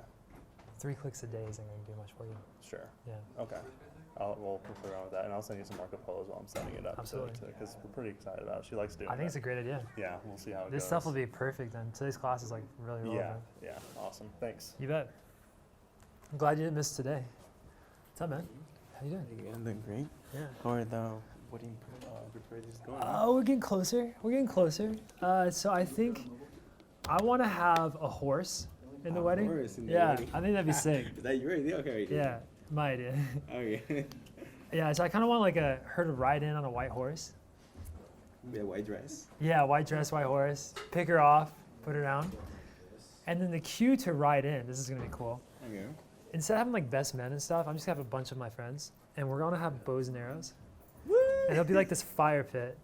And then I want to have this like, a skid, like a wooden raft. Yeah. I'm going to drench it in kerosene and like send it off. And then we all just like say goodbye to single life. Single life. Yeah, just throw it in the water. It'd be awesome. That's a nice idea. It's gonna be like a dancing because I know like she dances and you dance. Yeah, we're gonna have a party at night. Okay, heck yeah, that's the way to do it. You know, like go to salsa and bachata, you know, all that. Heck yeah, you know? heck yeah. That's one of my favorite hobbies. So Yeah, for when sure. When I hear you do it, I was like, I want to see how he dances. You used to go to Sal Chocolate when you were here. I did. I used to go a lot. Yeah. I think I'm gonna go tonight to You're going tonight? the NBA or the BYU club. Salsa Club? I'm gonna go tonight. Oh Then yeah, I'll cool. see you there. I'll see you there. I'll see you when it's there. Sweet. Yeah. I just looked up this on Facebook. Yeah. So I know you said that usually you test it for like 10 times the target CPA, right? And so I launched like 4 different assets to begin with, and I paused this one. What's the product? It's this golf tees. Yeah. We launched an Indiegogo campaign. Sweet. And they actually let you conversion track on Indiegogo, which I'm so pissed I didn't know that before I launched Kickstarter because I would have just done Indiegogo Holy first. crap! Yeah. Anyways, world of difference. But so this is the audience I paused, and so my CPA is 10. Wait, you paused this? Yeah, and it only had $37 to spend. Yeah. But comparative, it was like the cost per click is like double compared to some of these other ones. Right. So my question for you is like, how much leeway do you always put in 10x the target CPA, No, or it's if definitely. it feels like it's not gonna, then you're It's a okay feeling pausing as well. it? Yeah. Okay, For okay. sure. Yeah. That makes sense. That was just my biggest question because I didn't know if I need to make sure I spend that much so that I know in the future that I don't, it's not worth testing or. You're fine. I'm fine with that. Cool. How much of this stuff is new? How much is what? Of this stuff is like newer things. For Google? Well, I worked a year and a half at an agency, so the planner is. I've never used that before. I'm excited to check it out. That, so. But, and then Facebook was, I was on Facebook, so those days were awesome. Cool. Thanks for Yeah, you bet. Take care. What's up, guys? So we've got a question. So Yes, sir. We're working with the Jasmine. Oh, cool. Jasmine's her name. Yeah, that's right. Cool. We spoke with her yesterday on the phone. So my question is, she's got like, and we haven't actually looked at the account yet, but she says she has one ad, like just one ad running. So Like I know, like, do we like create the ads? You're gonna for her? pause everything she has and then do brand new campaigns. Just do brand new. Her stuff is worthless. Is it bad? Yeah, she has no idea what she's doing. Okay. Yeah, that's what. She's like talking to. She's gonna talk to a Google Ads rep to like do conversion tracking. It's not like, gonna. I'm pretty sure. You're just gonna have to do it all for her. You're gonna have to literally treat this like a new account. Okay. But take the clicks that she's getting and see what comes from it. Okay. Gotcha. Cool. You guys will do really well for her, I think. I think it'll be game changing for her business. Winter time's perfect for this. So. Yeah. Yeah. I'm excited for you guys. It's cool. Cool. So, and do you like with that? Do you want to just like we'll write your ads and like do everything? Like literally everything. Or, like, Literally everything. Spoon feeder. Okay. Cool. Yeah. Cool. Yeah, we're gonna have to stay in touch with. We definitely want to communicate on that one. Just like. Well, tell her some, you're gonna pause what she's doing. Yeah. So if she ever wants to come back to it, it's always there. Yeah. But we think we can set this up in a more effective manner, and she'll be like fine with it. Yeah. Okay. Yeah. I typically would do that anyway. On any account that you go on, I'd rather pause their stuff because what if yours doesn't work as well? Yeah. That's true. Yeah. You don't ever want to change what's there. I always like to start fresh. Yeah. Gotcha. Cool. Okay. All right. We'll go And then, from there. so, I don't know, it's probably too long of a question, but like, I feel like we're starting to get like some of this stuff that we're going over in class. Yeah. But like setting an account brand new, I still like have like trouble. Like, what keywords should I use? I know I talked about it a little bit, and like how to set up the ad. Like, what's the best way to do that? So. I don't know, it's probably Maybe we can talk about that in the class. Maybe I can do that for everybody in the class. That would be Cool. awesome. Yeah. Cool. Thanks, Brady. Yeah, you bet. You bet, guys. All right, guys, we ready? We ready? Okay, I have 45 minutes, and I have like an hour and 10 minutes worth of content. So let's get started. Woo! Yeah, exactly. Okay, so compared to the campaign level, ad group level is super easy. Okay, guys, there's not a ton that we got to do here. But I want to give you guys 3 rules to look over on the ad group level. And by the way, when I optimize accounts, when I'm going through, I'm literally just doing this all day long. This is like my kind of thought process. First, I start the campaign, look at the campaign level for the things I showed you. Once that's done, I go to the ad group level. Once that's done, I go to the keyword level. And I just go through the same process every time. Okay? This is kind of what it looks like on the ad group level. So there's 3 things we should do. Go, stop, and move. On the go side, I'm going to look at the ad groups and say, should we raise bids on any ad group to garner more impressions? Garner was a terrible word choice here. Like, I feel like I'm like talking about like spiritual things again. Can you garner impressions for your spirit, please? But basically, hey, if my impression share is low, maybe I need to raise the bids on a specific ad group to get more impressions because I'm getting a really great CPA. So go would be that one right there, raising bids or lowering bids. Raising bids. Stop is the opposite. Hey, on the campaign level, is there one ad group not working very well that I need to pause, right? Or lower the bids on, okay? And then third is move. So I want to talk about this a little bit conceptually, but are there any ad groups that are drastically outperforming the other ones in the account? And the reason why that question is important is because how is budgeting done for a campaign? Is it done at the ad group level or the campaign level? Campaign level. How's it done in Facebook?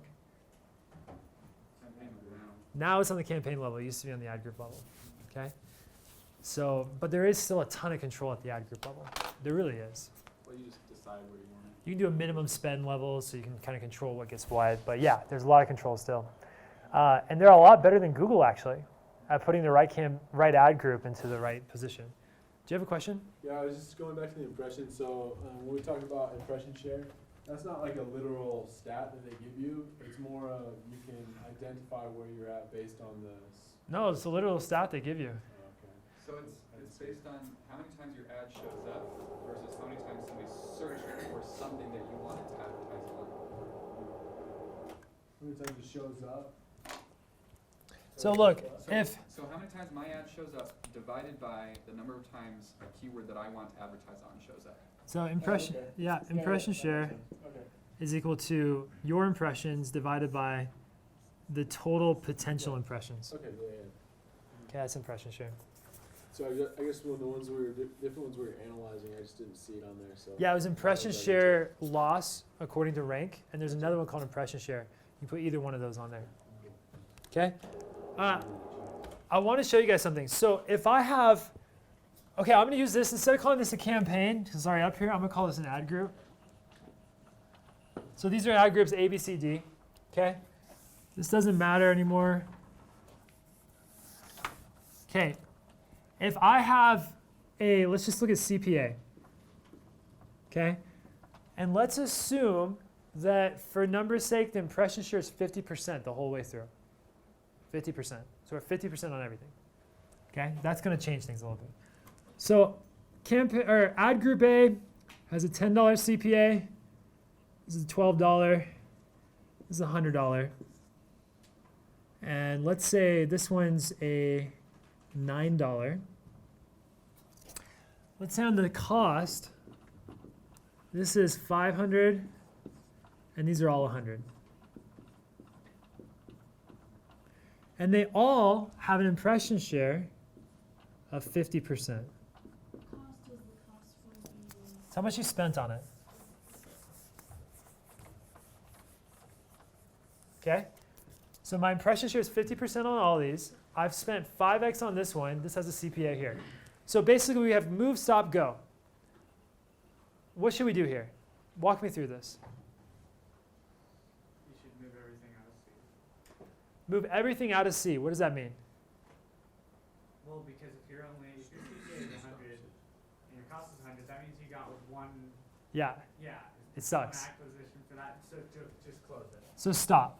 Right. Absolutely stop that and put Yep. the money Somewhere else. probably in D. So you want to put the money in D, but how do you put money into D if it's done at the campaign level? Huh? Create a new campaign. Create a new campaign with this ad group. Okay, that's the move one. So we'll move this over into a new campaign. Okay? I don't know, what would we do with the rest of these? Could increase bids if we wanted to, if it's profitable at that level, or we could leave it where it's at. Okay, you guys good with that? All right, awesome. Yeah. Automatically allocate the budget to the other ones anyways. Well, yeah, I would automatically allocate between the two. Yeah, so you probably have more budget at that point, so you might want to just do nothing on that for a little bit. Good question. All right, fix it. This is an ad group level data. You can work with somebody.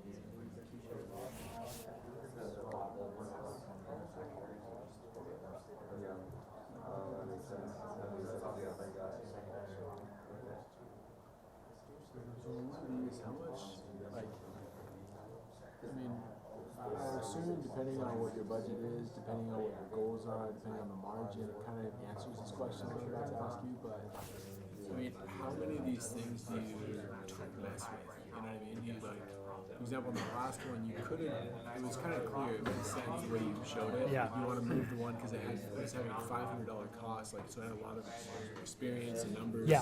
The other ones didn't have as much. Right. But it was clear that they were doing pretty well. So you want to get more information, so you leave them, and you want to stop the one that sucks. So that way you can focus on the good ones. The problem what happens is when you can't control where those budgets are going. So that $9 is still 10% better of a CPA than the 10, and then 20% better than the other ones. It's getting a lot of the budget already, and it's at 50% of the actual spends, the impression share. So we know we can put a lot of impressions into that. So if I take that out into a new one, I have a lot more control. Exactly. Yeah, you don't have any control. Yeah, so take a look at this right here. The cost on this one's $3,600. where my cost per conversion is $60.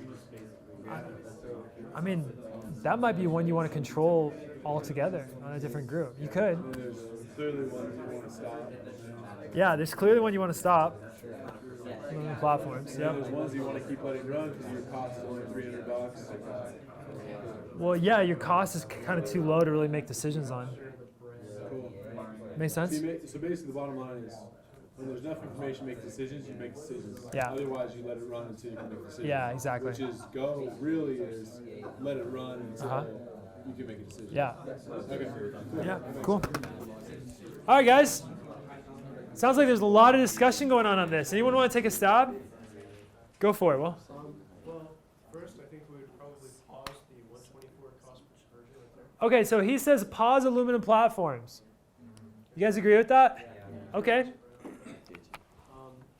Something that Gordon mentioned trying is to take the modular custom platforms. Since it's performing pretty well and you have a low cost per conversion, you might want to move that one. As an all-star campaign. Yeah. Okay, let's see how their impression share. Yeah, look, so impression share loss to rank is 28%. I could probably increase the bids on that, or I could move it to a new group. Yeah. And then as far as like optimizing it, Uh-huh. I would separate the cost per conversions into three categories. The 2086, 2034, 60, 16. Uh-huh. And then 75, 65, and 63. Okay. And I look at the conversion rates for those to figure out which ones need to be adjusted. So you might make an all-stars group, and then you might make a medium player group. Yeah. Okay, great strategy. It's good, really good. Great job. Yeah, awesome. Any other thoughts? Yeah. So if you were to do that, this campaign's basically done. You just have, well, sorry, this ad group's done, and now you have two additional ad groups. So these, you essentially would move to a new campaign. In his idea, he would have two campaigns. One would be an all-star group with 3 ad groups, and the other one would be the other 3. And that would allow him to proportionate more budget to the all-stars. Yes? Do you lose all your history when you do that? Where's the history level at? Account level. So if you were to duplicate this campaign, it would have the exact same results. If you duplicate it and pause this, it's all held at the account level, in theory. Is there a button like this that says duplicate? Uh-huh. You can actually Control-C, Control-V. Yeah. So in practice, do you tend to leave the top performers in the current campaign and move the other ones, or vice versa? Good question. It depends. It really depends. If I still have decent CPAs, I might, but I have a ton of spend. So like with this one up here, my probably strategy would be to leave everything, pause this 120, and take this one and make a brand new ad group campaign. Because I'm spending so much less on these that it's probably just leave them be, let them bid higher, you're totally good, and then move this into its own, right? Because the idea is I want to control spends. That's why I have my own campaign on something. So wait, sorry, just logistically, when you duplicate the campaign, Uh-huh. then in the new campaign, would you just turn, like, Yep. delete or pause? I delete. I wouldn't even want them in there. I never delete unless it's a brand new campaign like that. So maybe what I would do here logistically is I would take this campaign, duplicate the campaign, and the way I would do it is I would delete everything but work platforms. That's how I would do it. Yeah. Here's a theory question. How, like, do you just continue to just tweak and tweak and tweak and create? Yeah. How can you know that, like, it's performing? Yeah. Like, because are these ones that you just put up and then you just let them run and then you haven't tweaked them? Or do you just continually tweak all of your campaigns? Always tweaking things. Always tweaking. Yeah. So how do you know you're at peak performance? Peak performance changes depending on the season, depending on the month. I mean, there's always things to be done to an account to make it better or to change it. How do you know? Well, you can do experiments. So you can say, I'm going to take, you can't do that when you do 2 campaigns, but like let's say you wanted to use target CPA versus eCPC. Make 2 campaigns, make an experiment on the campaign, and then run one on the one and one on the other, and just see how it runs. And then see which one performs Yep, best. and then that's the one you use. Yep. Other questions on that? That was a great question. I want to come back to that. Yeah. This is more just kind of like you doing ad groups. Have you ever like had like I don't know, a season change in a product didn't perform as well. Absolutely. And then you like tested it, and then you just were like, actually, I think this is just something I don't have anything to do with. Yeah, there's seasonality for sure in ads. Oh, 100%. And in fact, we plan for that. Like at HCQ, so one of my companies I work with, a lot of the big medical people, they have a ton of budget left over in Q4, and they spend a lot of money then. So what happens to our ads is the prices go a lot higher in Q4. And so we find seasonality to be a big thing. That being said as well, like if you guys know how insurance works, you have a deductible, and then after the deductible, everything's free. Well, by the end of the year, these old people have already used all their deductible. So there's no deductible left, and they get free, medical treatment. So by Q4, that's a gold mine, right? Yeah. So, and then the lead cycle takes a long time. So Q3 for us, we're pumping tons of budget in there because by the time Q4 happens, they're ready to use the tests and everything. Yeah, it's totally a cyclical thing that you have to strategize for. Yeah. Do you recommend staying away from products or services like that, or just preparing well for them? Fat Boys, I leave it on spending right now. It's probably spending $200 a month. Yeah. And then in July and June, it's going to spend like $1,900 a month. That means it's optimized really well because I'm not getting just floater traffic. Yeah, because it's definitely a seasonal product. Okay, I want to come back to this question. Okay, he asked the question like, do you always want to take good ad groups out and put them into other campaigns? Maybe, maybe not. Okay, what is the downside to having a ton of campaigns? You have to manage them all, and you're human, and you make mistakes. And let's say you find something really good in this one. Now you got to go through 5 other campaigns and make all those changes again, right? So there is an information architecture that you have to consider when you're building campaigns.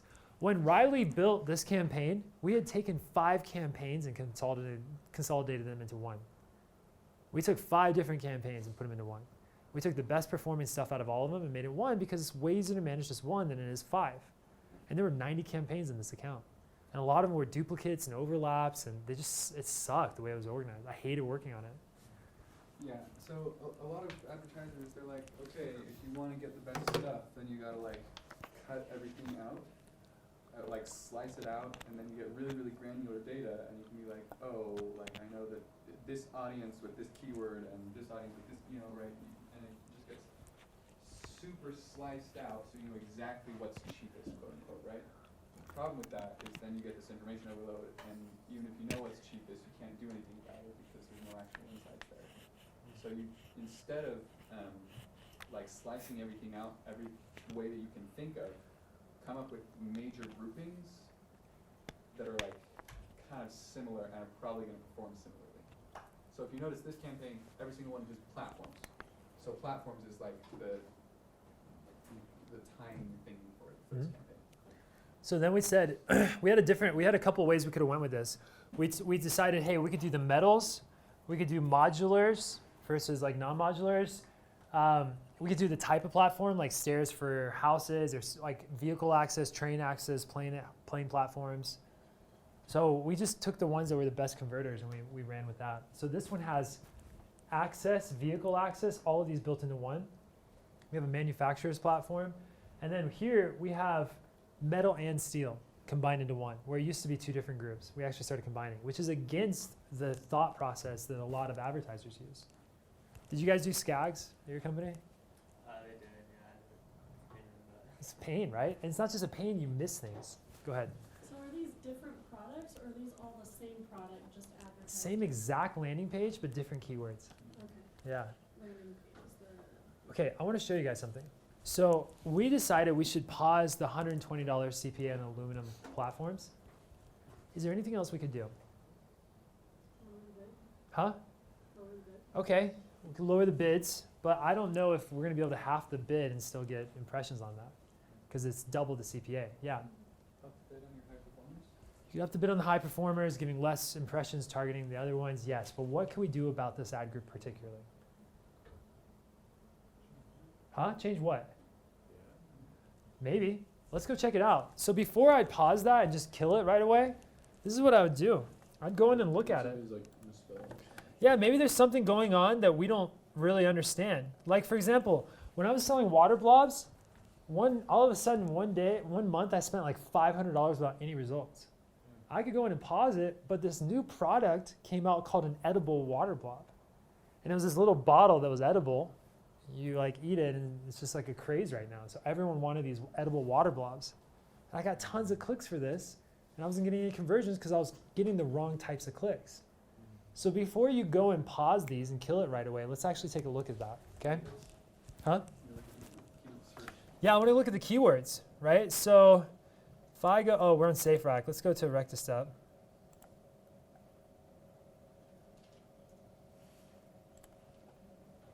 Come on. I'm going to take off this segmenting. So here's the aluminum one. Okay, so I got 2 keywords. First off, is one keyword better than the other? Let's take a look at the CPA. Quality scores are the same. Let's actually look at the CPA on this. Okay, so here I got a $50 CPA and here's a 187. Okay, so what's going on with aluminum platforms versus aluminum work platforms? Probably crossover with the residential. Maybe. Let's check it out. Yeah. So probably my first step here, maybe I just pause. Look, if I just pause this, problem solved. Now I still get the aluminum platforms. Okay, now let's actually take a look and see what's going on. So first off, I want to go see my landing page. Oh, wait. Actually, let's look at this. So by the way, you can change your columns. And some of the stuff that I would look at is your competitive metrics. I'd have my search impression share loss. The next thing I would have is your quality score. And so I'd have your quality score, expected click-through rate, landing page experience, and ad relevance, okay? And I have all of these over here. So what this tells me, my ad relevance is super tight because I got aluminum in the ad. But my click-through rate is lower. So maybe the people searching for this particular thing, maybe they're searching for aluminum platforms, but my platform isn't what they're looking for, okay? So it's lower. And then maybe the landing page experience is really bad. So let's check out the landing page. Okay, so here's 2 things we're going to do. Number 1, we're going to check out the landing page and the keywords. Well, I guess there's 3 things. Landing page, check out the landing page, check out the keywords, and check out the SQR. We'll talk about that in a second. So now I'm going to go to landing pages. Let's click on this. Do you guys see anywhere on this landing page anything about aluminum? No. Right? That could be a problem. So you'd probably want to talk to the web developer and say, hey, put aluminum on this page. Does that make sense? We good with that? Cool. Yes? Is this a product that requires more education so you wouldn't have a call to action right on the front page? Or would you want that regardless? Because I don't see one. Yeah, that's an excellent point. I definitely love having call to actions. Let's see. Say in stock, but you know. Yeah, maybe an order form right here would be really nice. Yeah, I totally agree. Maybe even just a click button right here to buy now. Be a perfect thing to add on there. Yeah, good call. Right? So we could do some stuff to the landing page to make the landing page a little better. Let's go now to the keywords. So let's take a look at this. So by the way, this is kind of a cool trick. Up here are the actual search query terms. A query is when you type something into Google. So a search query is what you type into Google. So a search query report is what are the actual queries that these keywords populated for. Okay? So these are the keywords, but that's not what people actually type into Google. These search terms are what they type into Google. Okay, so I'm going to sort by clicks. Sorry, sorted by clicks. What do you guys notice? Aluminum planks, walkboards, plank. What do you guys notice? Platforms isn't even the top one on the list. I mean, most of the clicks are going to planks. Start selling planks. Okay, start selling planks. I don't know what this aluminum plank thing is, but you know, maybe these pirates are getting more sophisticated. No more wooden planks. They're killing them off with aluminum ones. They don't want them to slip on the way down, right? Right? So what should we do? Put a negative keyword. How should it be? Should it be exact, broad, or phrase? No. If you do exact on planks, you're not going to hit every type of plank stuff. So what should you do, Will? Well, I would say you wouldn't do a broad method. If you do broad, planks are going to show up for platforms. I have no idea. Do a negative on phrase. Phrase would have to require the exact keyword of plank. You with me? But because right now the broad match is on platform, and that's why platform is giving planks. So if we had planks, it'd be the same thing as platforms. Can't do a broad match on that. So yeah. why wouldn't exact work? Exact would mean that if the word was planks, aluminum planks would still show up. Because it has to be the exact query of just the word planks. Anything added to the planks, it doesn't count for. Before you pause that, that's not a bad CPA over there. You know, that's a good point.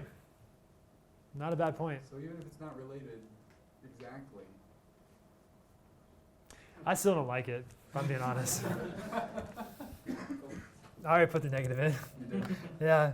I don't know. So here's the other one. So this is kind of cool. So if I click right here on this one, notice how that blue group showed up right here? If I hit search terms here instead of up here, watch what happens. This is all for that one keyword. So the one that has $120 CPA, let's see. All the keywords for this, now we're seeing a lot more plank stuff. Scaffold planks. It's probably what they're talking about. Scaffold plank. What's a scaffold plank? Is that like the bottom plank in the scaffolding? Well, we're not selling scaffolding, right? We're selling stair platforms, yeah. Would you want to put like your competitors' names in like negative keywords? You could, absolutely. You could, unless you're doing a competitor's campaign. Mm-hmm. Any other thoughts on that? Hello. Welcome. Come on in. Okay. Any other thoughts on this? So we don't necessarily need to, I mean, we just got more clicks on something. We didn't need to pause the $120 CPA, right? We want to keep going on that. Okay. Here we go. So now we're going to talk about keyword optimization. Are we good now on ad groups optimization? Let's look at keywords, okay? So on the keyword level, we got those same kind of questions. I want to go through this again with you guys. Go, change, stop. Go, should we raise bids on any keywords not appearing on the first page? So remember how we had that status? We showed limited by budget. On the keyword level, it's going to show you when the bids are not high enough. And if the bids are not high enough to show, you probably got to raise the bids. Okay? Change, are there any keywords that need to be moved to a new ad group to raise the quality score? So let's say you have Brazilian waxing, okay? And you have the word bikini waxing in there. What do the ads say right now? If it's a Brazilian waxing ad group, what did the ad say? Okay, it says Brazilian waxing. But now for the word bikini wax, if somebody type bikini wax in and they see a Brazilian wax ad, are they more or less likely to click on it? Less likely, right? So what should we do in that case? You should move your keyword to a new ad group. Move the bikini waxing keyword to a brand new ad group, right? Where it has ads related to bikini waxing instead of Brazilian waxing. That's going to increase the CTR. And we know CTR is part of what? Primary quality. Primary? Yeah, choose the right. Yeah. Facebook, flawless Facebook ads. So what is the CTR a part of? Quality score, right? Quality score is going to be your CTR, your ad relevance, and your landing page experience. Okay? So changing that to its own group is going to help with that. Are there any landing pages that are not optimized for the keyword? Remember the aluminum? We need aluminum on that landing page. That would increase the landing page experience, which increases the quality score, which decreases the cost per click, which then thereby decreases the CPA. Yes? Is the landing page experience based off of the words that are on that page, or like Everything. bounce rate? Everything. Okay, so it's going to take, Google is really good at identifying a page that is really relevant to a person. They made all their money that way. So they're going to take all that into consideration.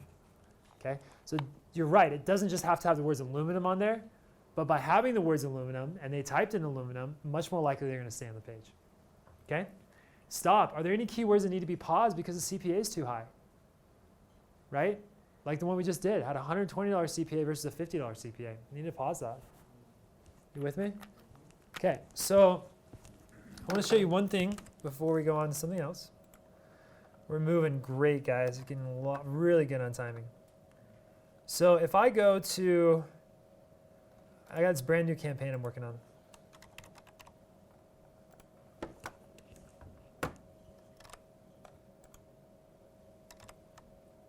Okay, so if I go here and I look at the campaign, I'm going to hit GK to go to the keyword level.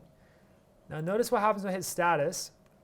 I've got all of these keywords where my bids are 50% of what they need to be. All of these. So my normal bid is $8 to $10, and I'm getting traffic. I've had 106 clicks so far. But the question is, why do you think that these bids on similar terms are $20 where other similar terms are like $10? Why do you think these bids are higher? More successful? They're more successful. Most likely. Not necessarily, but most likely. There's more competition on these keywords because somebody's figured out that these are the best keywords to target. We can validate that theory. We're trying to do, like you guys heard of Podium? It's a review management company is what we're doing. So review management company seems very relevant to that term, like online review management company, right? $17 bids. It's crazy high, right? Okay, so we have to figure out, do we need to raise the bids? It's one of the first things we gotta check. So look at the status of your keywords and see if you're not getting impression because your bids are too low. And if they are, you gotta mark it. When I start a new account, every day to every 2 to 3 days, this is something I always do. I always go check out the SQR, the Search Query Report. We wanna see how we optimize that, okay? Remember that thing we just looked at with all the planks on there? That's your SQR, okay? Let's check that out, guys. So when I started this account, let's go back, what day is this? October 17th. Let's look at the first couple days. Now I'm going to go to search terms to see all search terms. Now I got a ton of irrelevant clicks. I had a filter on this why I wasn't showing. So look at this. Let's see. So North Site Management Reviews, AMA, IMO, Condo Management Review, CFM Management Reviews, Delaware Premier Property Management Reviews. Are those people looking for a software for review management? No. So what do I do? How do I start excluding these? It's grouping management reviews into its own like phrase. So you should do a negative keyword for. Okay, good. So maybe we want to do a negative for management reviews instead of review management. We don't want the placement of management reviews. We want the placement of review management. It's an excellent idea. What are some other things we can do? So things like example, that's a negative. HBR, oh, that's a negative. Henderson Management Group. I'll pause all groups. So a management group would be like a financial group, right? So a management group, I want to pause that. And then, Will, should I do a phrase match, broad match, or exact? I would personally do an exact. No. Learn something here. Come on. I'm going to beat you with a stick. You want to do a phrase. Almost all of your negatives are going to be phrase matches. And that's in brackets. Yeah, it's the bracket. No, it's not the brackets. Okay, Will. Phrase match is quotations. Okay, plus sign is going to be your broad match modifier, which means that that specific word needs to be in there. So we did aluminum in the broad match modifier, and platform was not. So the word aluminum would need to be there, but platform could be plank. Does that make sense? Okay, cool. All right, so Imadine Management Review. Yeah, this management review stuff is not good. Things with property in there, I'd probably take that out. Management Services Review, probably take that out. So I got to go through and start doing these. What I don't want to do, though, is I don't want to do something that would too limit me, right? So I don't want to take the word management out because I actually want online review management. So I got to be careful about how I do this, and I got to go slow when I do this in the beginning. I got to think about those things. Okay? You guys good with that? Yes? Yeah, what's the added excluded column? Yeah, so basically when you click on these, yeah, it's a good question. When I click on these, like right here, let's say I click on this one, I can add as a keyword or add as a negative. If I add as a keyword, it'll show up as added, and if I exclude that specific keyword, it'll show up as excluded. Yes?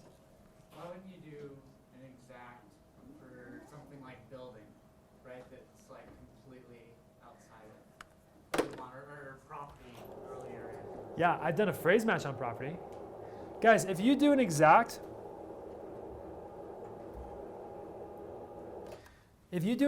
match, And exact max says on property, sorry, on this hieroglyphic, if somebody types the keyword property into Google, don't show up. If somebody types in property management, you can still show up. So it's just, okay. So It's literally exactly that. Okay? That's why that's so difficult. Okay, I got a little bit of time. Stay with me. Don't start packing yet. Slackers. All right. One of the things that people wanted, I just got a request for, is how to build an account. Okay, so I'm going to go through how I would do this in 5 minutes. We good? Okay, so give me a product, somebody. I want to hear some product ideas or some servicing, whatever. Aluminum planks. No. Sorry, no pirates allowed. What else we got? Stress ball. A stress ball. Give me something else. Dental hygiene school? Yes, let's do that one. No, too long words. Something else. New castle construction? What? New castle construction? Okay, castle construction. Castle construction, let's do that. So he's building castles. Castle construction.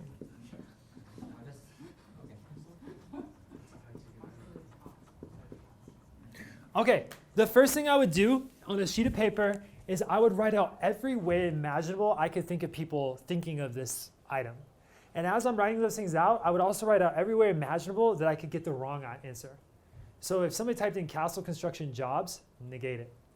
So now I would go over here and say my negative side, I would say, on the negatives, I would say jobs. Okay? So the first thing I would do here is I would say, okay, what are other ways I could write the word castle construction? Chateau. Okay, I know other words for castle, chateau. Huh? Castilla. Palace, maybe palace, yeah. But basically, I mean, that's where we're at, right? I could even look at a thesaurus and look for other words there. What about in construction? Building. For sale.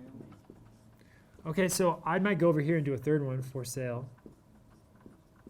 Okay, keep going. Development. Structure. No. or contractor. Contractor. I like that one a lot, actually. What about builder, maybe? Building. Maker. Maker's a tough one. Castle maker? Designer. Architect. Architect. Yeah. You Yeah, get it. because even if you're not supplying the architectural work for it, if they're looking for an architect to build a castle, they're also going to need somebody to build it. Yep, exactly. And then maybe on that note, So engineers and yeah, engineer. Maybe on that note, do it yourself. Plans. Maybe we don't want plans on there. sand. Model. Sand. Yeah. Right? So these are things that we're thinking about as we're building these out, right? And so then I'd come on here and I would say Pareto's principle 80-20, right? We want to find the best stuff. Okay, and that's what I want to start with. So what do you guys think is like the yes? Contractor. Yeah, I would say castle, contractor, builder, designer, architect. Would you guys agree? These people are looking for someone to build a castle. And then these over here, construction and building, I like them. I don't like them as much. So maybe I'd put them into different groups. Well, Okay? I mean, Huh? the person could just be looking up, how is a castle built? right? Yes, exactly. So built. Yep. When was Castle Frontenac built? Yeah, when was? You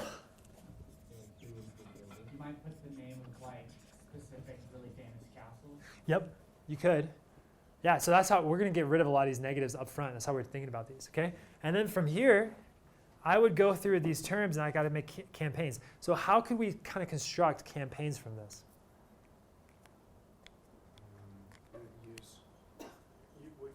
Well, back to what Riley was saying earlier, you wouldn't want to create an individual campaign for each keyword, or would you? I wouldn't. No. What do you guys think? Well, I still have my mind in Facebook ads. Like, Yeah, just duplicate it and do a CBO campaign. I just looking at it, probably do 4 campaigns. Do 1, a 2, 3, castle 4. Construction and builder campaign, a castle designer and An architect architect, campaign, mhm. a chateau construction and builder campaign, and a chateau designer. Perfect. Yep. And then the landing page needs to be different for chateau and for castle, right? We have to, they're different items, but they're kind of similar, but they're different items. We'd probably have them different. Okay. So I'm just going to build out one. So I would do castle. And then he said contractor and builder. Okay. I would call that my campaign name. And then under that, I would have a couple ad groups. I'd have castle contractor and castle builder. So castle contractor, castle builder. Okay? Those would be my 2 ad groups to start. And then I'd make sure all my negatives are in there, and like I'd probably put chateau as negative for the campaign, so I don't get any chateaus on that. And then under the keywords, I would have castle contractor exact, and I'd do a phrase match one. They wouldn't look like that. You'd actually have to do 2, but shorthand, right? You know what I mean? I'd have to have castle contractor, phrase, and exact. So I do that for castle contractor. Would I do a BMM on this? BMM is broad match modifier with the plus signs behind the castle contractor. I could. Depends on my budget. Depends on my budget and how much I'm willing to kind of like digest into this, right? If it's Riley and I know he's a college student, I'd probably stay away from a BMM to start off, okay? Because he's got a finite budget on this, right? So I'd probably do a castle contractor, phrase match, and an exact match, okay? In the beginning, set your bids a little higher than normal. So if it's like a $2 bid, set it like $3, just to get traction, get that going, and seeing where things land, okay? And then every day, I'd go in and I'd look at the SQR for the first week to 2 weeks, and I'd get that thing dialed in. And maybe after 3 or 4 weeks, then I might add in the BMM on that. Yeah. So this almost seems like the single keyword ad group, right? Well, a single keyword would just have castle contractors. Okay. So as long as there's 2, then like go for it. Is that, you could do 1. Okay. You certainly could do 1. You might not get any impressions. You might not get enough volume on 1, right? So. And this is how you build an account? Yeah, so exactly. So I would build this first. I would do this on paper. I'd actually do this on Excel. And I'd probably take a couple URLs and then pop that into the keyword planner tool under planning and see what kind of keywords I didn't think of that are out there. And I would throw those in there as well. Okay? So then I would just go on, and if you hit the plus sign under the campaign level, it literally walks you through the whole steps from campaign to ad groups to ads. Okay? And then my ads, because these are so well built out, my ads can say, US-based castle contractors, we specialize in castles. We specialize in medieval castles. Complete projects in 6 months or 8 months. Yeah, we could do a Gothic page. If people had and that's probably the next step. Take the castle types: medieval, Gothic, Baroque. Oh, that's a architectural style. So I might say castle contractor architectural, and I have all of those architectural styles. And then I have actual landing pages with those styles on there to be more relevant to that person. So I could have a page with hundreds of different types, right? Yeah. So usually the landing pages are just like a page within your website. Yeah. So if someone is like, I know you want to like try to overcome all the objections on the landing Yeah. page.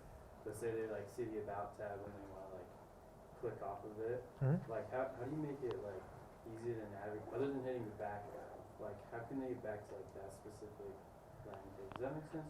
Oh, you mean because the menu at the top might be hard to read? Yeah. Or like what if one says chateau and one says castle? Like does that matter at that point? Or is that Yeah, so typically I don't want people leaving my landing page unless they're filling out the form. Okay. Yeah. So you don't. So what if they do want to go to the about though? Like hiring a castle construction company, that's a lot of money. Yeah. Right? So they want to go to the about, they want to do a lot of looking through the website. Yeah. And then is there something that you could add to the website that would make it so they could just hit something and go straight back? Yeah, besides the back button? Yeah. This goes back to putting all of the objections right there at the beginning of the landing page. Sure, it definitely helps. If they do want to see the site, make sure the menu is very navigable, castle, chateau, and then maybe the different styles for like a third level of taxonomy. That's what I would do. Guys, once you have this set up in this structure, all this stuff we talked about today, all that like work about going through it, that's how you do that, okay? It's really cool. Do you guys feel like today you got a better grasp of Google? Yeah? Was there anything you didn't have before? Because you worked in an agency for like a year and a half. Is there anything that was different besides Performance Planner? The platform, and I think the big thing, the strategy in terms of when to use maximize conversions versus Got it. pricing. That's kind of a newer thing too. Yeah. You guys feel good? Any other questions before we go? All right, guys. Thank you.